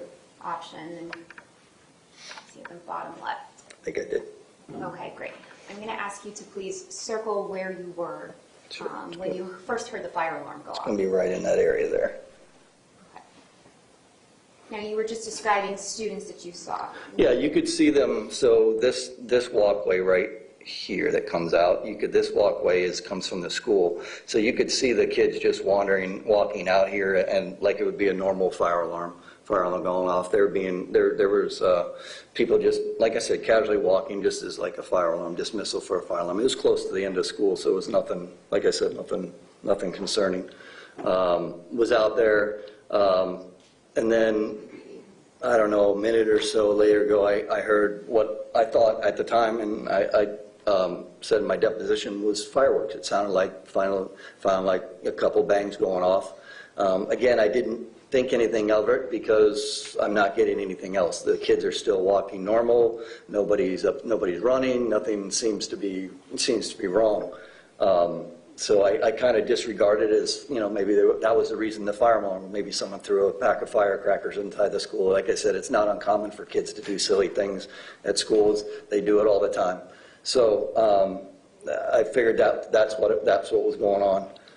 And then again, a little bit longer time went. I heard another round of gunshots. What I believe, well, at the time, again, it was what I figured they were fireworks. But this time things changed. So kids started running. I could see kids actually, sprinting down that pathway towards me. So it's not common for kids to behave that way for a normal fire drill. Now, So Sergeant, yes, and I'm just going to ask a couple Absolutely. questions on the details. You said that things changed for you. What do you mean by that? my observations. Like I said, when you're watching kids, you as a police officer, you watch people. My wife says all the time, I'll be sitting in a restaurant and I watch how people interact. I watch how people talk, how their body language, things like you learn that by experience and just dealing with people on a daily basis. So you could see that things changed from a situation where it was just a normal situation or a normal fire alarm to something that was probably a little bit more serious or more demanding of the time. I still wasn't 100% sure what was going on, but obviously it was concerning to me. Now, in response to seeing things change and not knowing what's going on, why do you move towards that direction? Well, when the second round of gunshots, which I now know they were gunshots, went off and the things changed, it brought light to me that, okay, no longer this was just fireworks. This was something that was definitely more going on, and that I needed to go towards that and find out if this was actually an active shooter situation. That's exactly what was going in my mind. Let me slow you down. Yeah. What was, in reference to trying to figure out what was going through your mind? At that point, once people started running, I believed that those were gunshots and that they weren't firecrackers any longer, based on my observations and things. So I resorted back to our training. Our training is that you run towards the sound of gunfire. I mean, it's what we're trained to do. We do, as far as our active killer, active shooter response is single purpose, single officer. You go to the sound of gunfire. So I didn't have a gun with me that day, unfortunately. I do carry my gun off duty sometimes. Back then, now I carry it everywhere I go, unfortunately. But that day I chose not to carry it. And there's multiple reasons for that. My kid uses my truck. He leaves his stuff in my truck. I was wearing a pair of baseball shorts and a t-shirt. I was out mowing the yard, using water. All those things are not good for firearms. And a lot of times... Something that I was going to ask you while you're out on that yard, what are you wearing? I'm wearing just a pair of short t-shirts, basketball shorts, and a t-shirt. So you don't have your firearm and you're in athletic clothing. Correct. But you run towards the sounds of the gunfire. Yeah, it was just instinct. I wanted to find out what was going on. I mean, I didn't know what I was going to do if I encountered something, but so I took off running towards through the gate. There's a gate right here at the end of the baseball field. I ran through that gate and then up along this up along that corridor until you can see that little shed. I'll redo it for you. So you come through this there, and you come through, and then there's a shed right about here. There was a security specialist, Elliot Bonner, was there. He's an old coach that I've known for, I don't know, 30 years. Former military guy, everything, done just about everything you can believe. He played in the NFL all the way. So I met him he was on his golf cart. He was backing up to where that shed was. He immediately told me, and our conversation was very, very short, immediately told me that it was a code red, which from my training experience meant basically we're locked down. It's an imminent threat, active killer type situation. And then he said it was an active killer, active shooter. There was an active shooter, and that Coach Feist had gotten shot.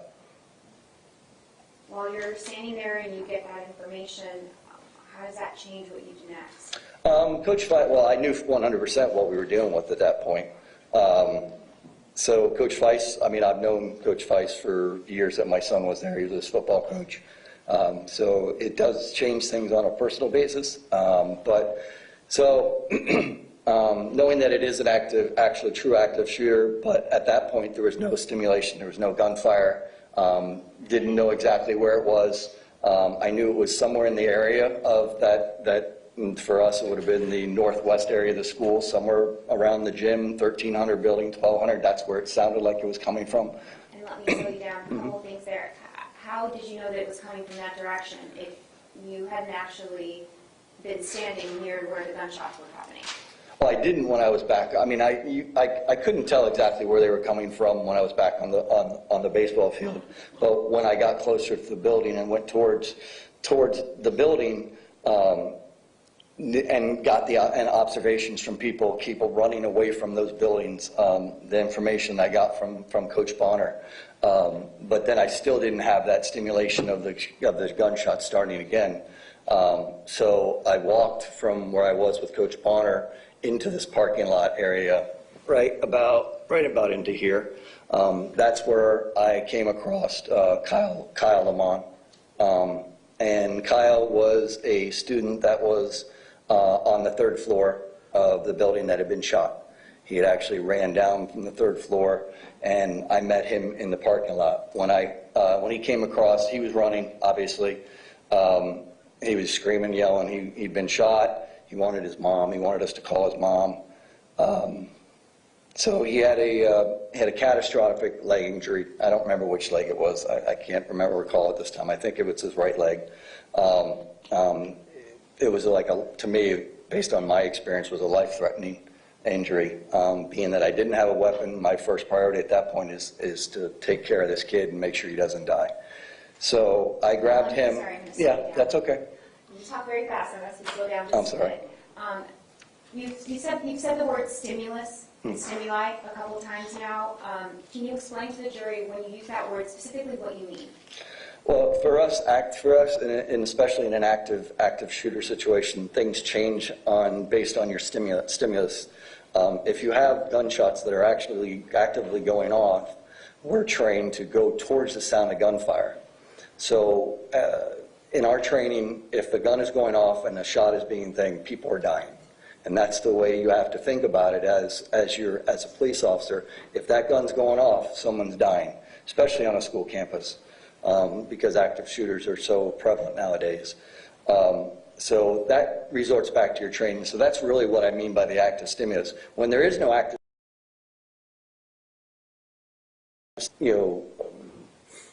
look at things. Where do I do? What do I want to do? Where do I go? Things like that. And I'm talking as an officer that would be armed and working towards that situation. You may move things, but when you have active stimulation of gunfire, we're trained, and our single officer response is to move towards the sound of gunfire.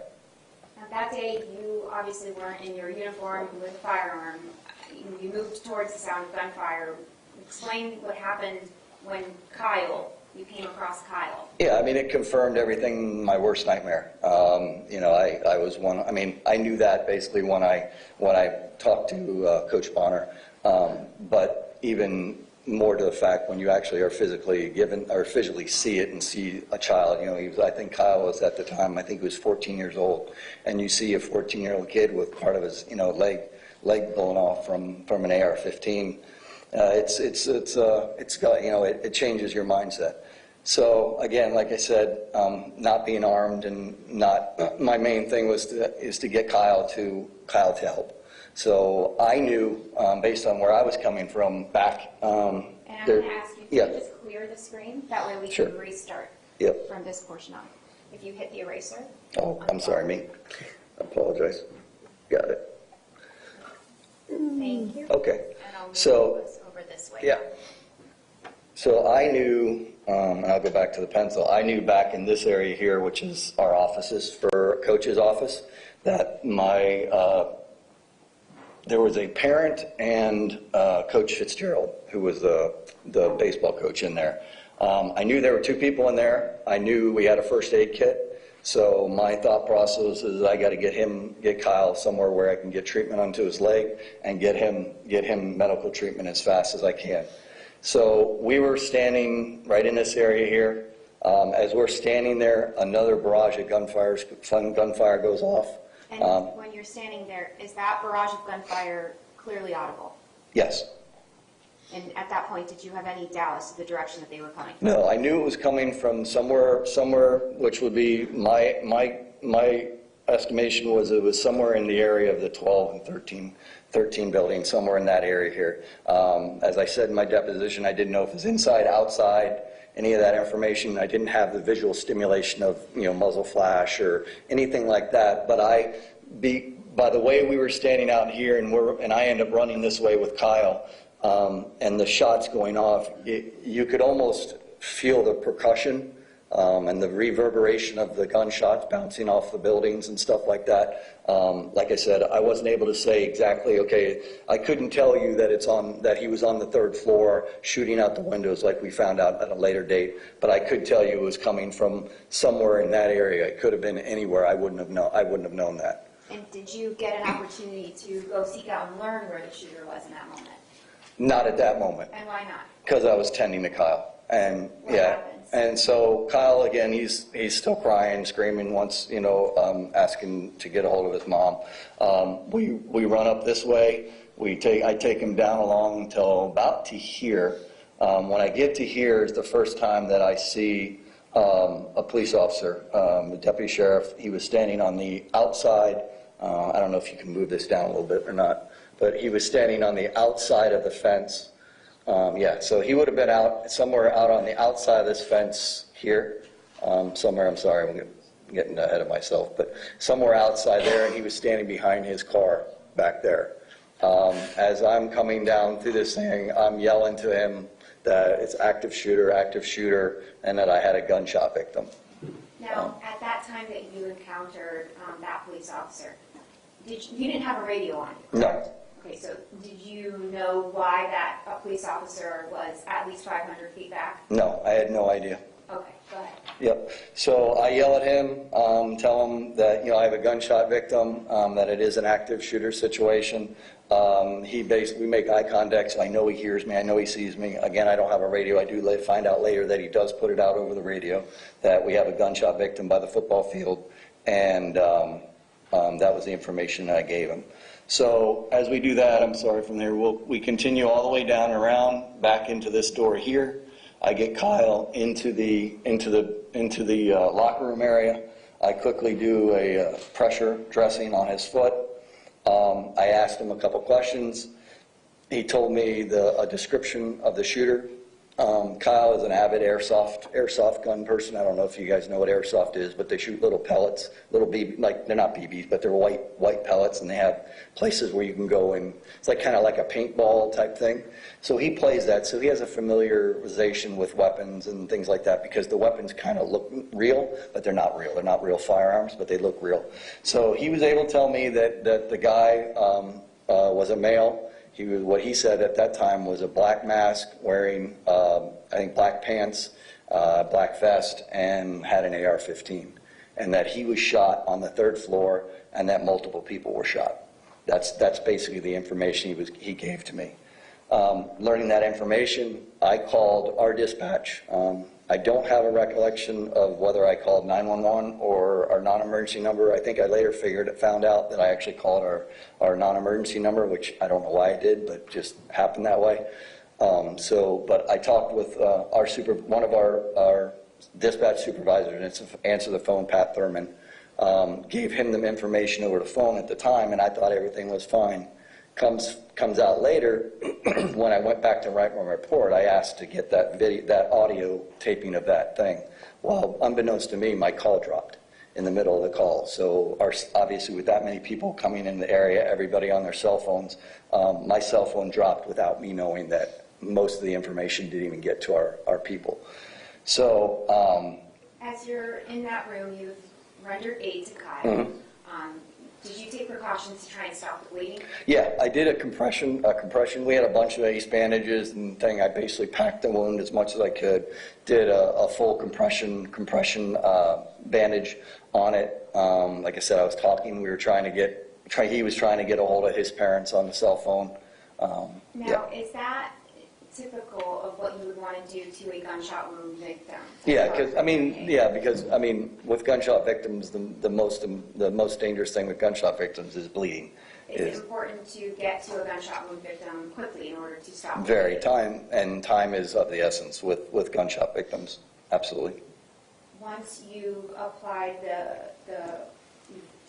were you able to stop the bleeding or at least slow it down? I don't even know whether it stopped or not. I mean, we just, like I said, I packed everything we had as far as gauze and bandages and stuff. And like I said, we had 2 big ace bandages. I wrapped those thing, and within seconds, maybe minutes, there was EMS there.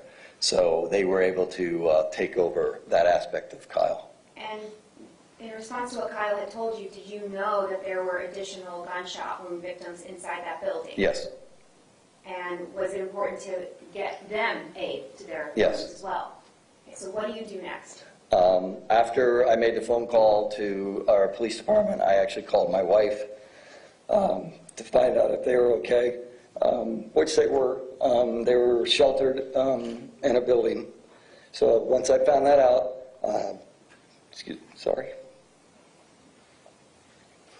Once I found that out, I went outside. When I went outside, I met who actually is our chief now, deputy. At the time, he was a captain. Now he's our chief of police, which was Brad McKeon. Brad McKeon at the time was a SWAT commander, or SWAT XO for our SWAT team. He had pulled up basically right here into this area here. His car, his exposition was parked there.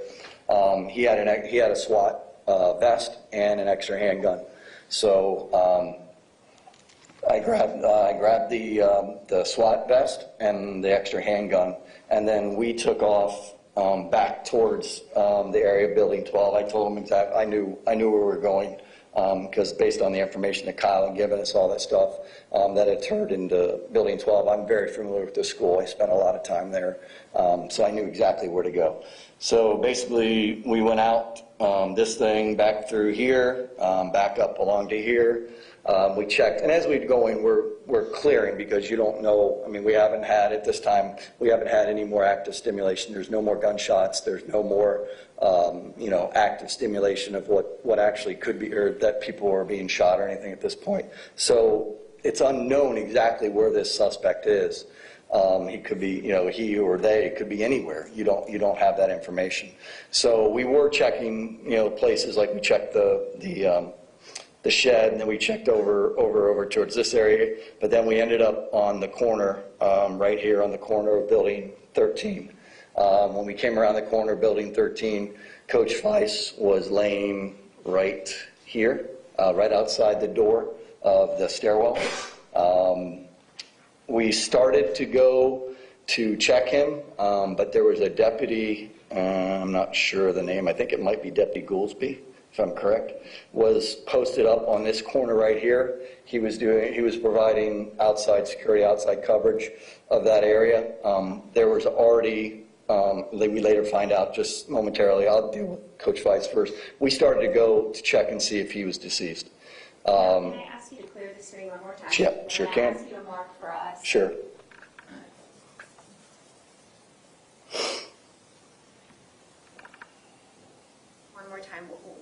first walked up, where Yep. was I will show you exactly.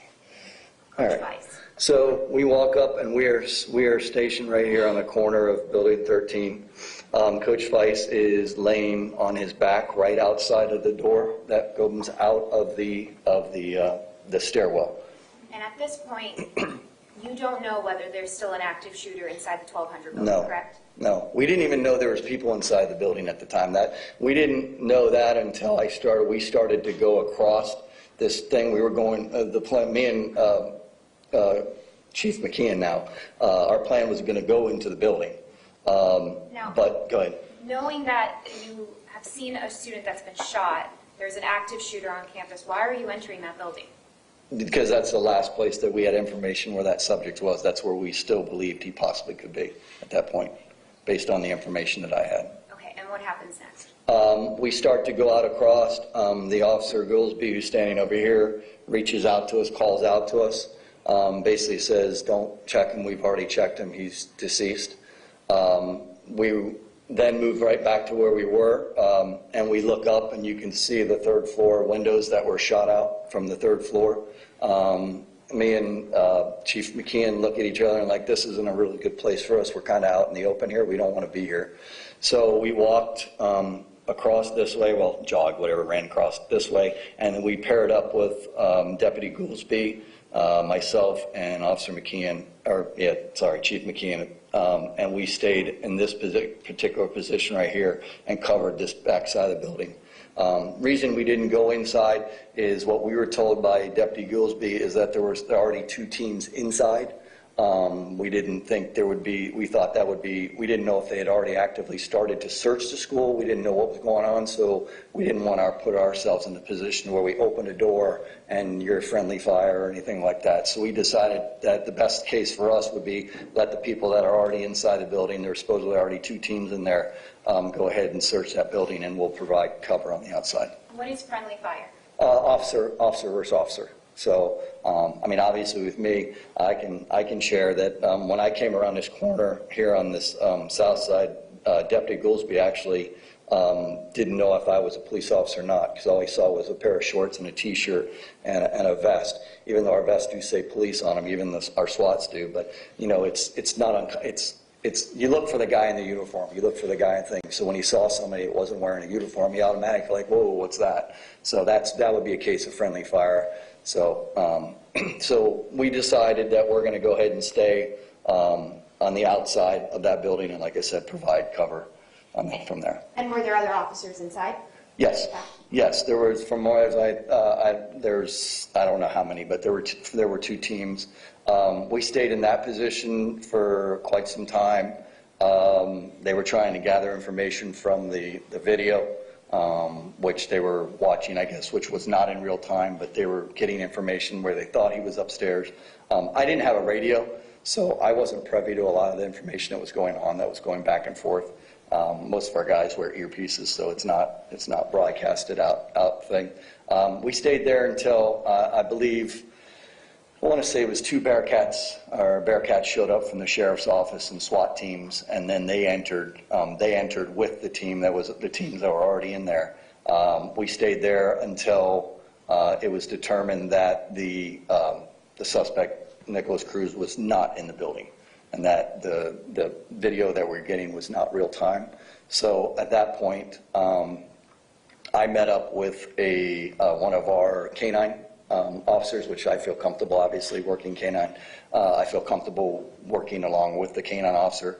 So I met up with him, and then we started systematically clearing, and I'm going to we came over down here, and we systematically started to clear this area over here with the dog, until we were told by the sheriff's office to go ahead and put their dog up, because they wanted a coordinated command of where everybody was. So they asked us to stop searching so that we could get a coordinated, so you just didn't have officers going everywhere and not knowing where people were and what was done and what wasn't done. So they asked us to put the dog up until we could get a coordinated response to how we were going to clear this whole entire area as a team together. Explain for the members of the jury what the difference is between when it's appropriate to systematically clear and take your time, and when you have to move towards the sound of gunfire? Yeah, it is based off of that. It's based off the sound of the gunfire. In this situation, which is active killer situation, active shooter situation, like I said, our training for single purpose response is to go towards the sound of gunfire. When that stops, then you can stop. But when that gunfire is going off, you have to know that every time that trigger is being pulled, that someone's life could be lost, and that's why we move towards the sound of gunfire. Would you ever systematically clear a building while there's active stimulus or active gunfire? I don't know how you want to call it systematically. You're still going to move tactically. I mean, you're not going to be full out running down the thing. You're still, you're not going into it. You don't want to go in. You still want to be able to help people. You don't want to die in a situation on the way. Look, we all put our lives on the line. We understand what could possibly happen, but you are going to move swiftly and as tactically as you can towards the sound of gunfire. So you never want to move fast enough that you can't, take a shot or anything like that. So you will move systematically. I guess that would be the word, but you're going to move quickly. If that is clear, if I guess understand that. Now, when you start to clear, you back up with the K-9 officer, correct? Mm-hmm. Okay, so I'm actually... Yeah, so we can erase this. So once we were told to go back to the thing, they were still taking people clearing people out of the 13 building and the 12 building. So what I assisted in is I just assisted in the people coming out of the 12 or 1300 building, and then we were directing them through the parking lot out to Holmberg and Coral Springs Drive, or up there, I guess it's Pine Island. So we were working with people. So I was assisting in that until we got everybody cleared out of the school. So, Ms. Combs, before you start a new subject line, we're going to have to press pause on the direct examination. Okay. We're just going to press pause right where that's at. All right. Ladies and gentlemen, we're going to press pause for the night. When I resume the trial tomorrow, we're going to continue with the direct examination of the witness. So, same admonition as always. Please do not discuss the facts of the case, the evidence, the witnesses, or the testimony amongst yourselves or anyone else. If you reach into the case, please make research directly or indirectly from any source. I'm going to ask you to please not watch the news tonight. No news, no newspaper, no social media, nothing of any sort. I think there might be a basketball game on tonight for those of you that are interested in that type of thing, but I don't want you to watch the news, okay? Because of some matters that I need to handle on my docket that have nothing to do with this case, based on our discussion last week, that I never want you waiting around for me. We're going to start a little later than normal tomorrow. So I'm going to ask you to be back at the jury room downstairs where they met you this morning at 9:45. 9:45 tomorrow, which is Thursday, June 8th. If you leave the notepads in your chairs, they will be waiting for you when you come back. The deputies gave you your letters. I hope you all have a good night. Thank you.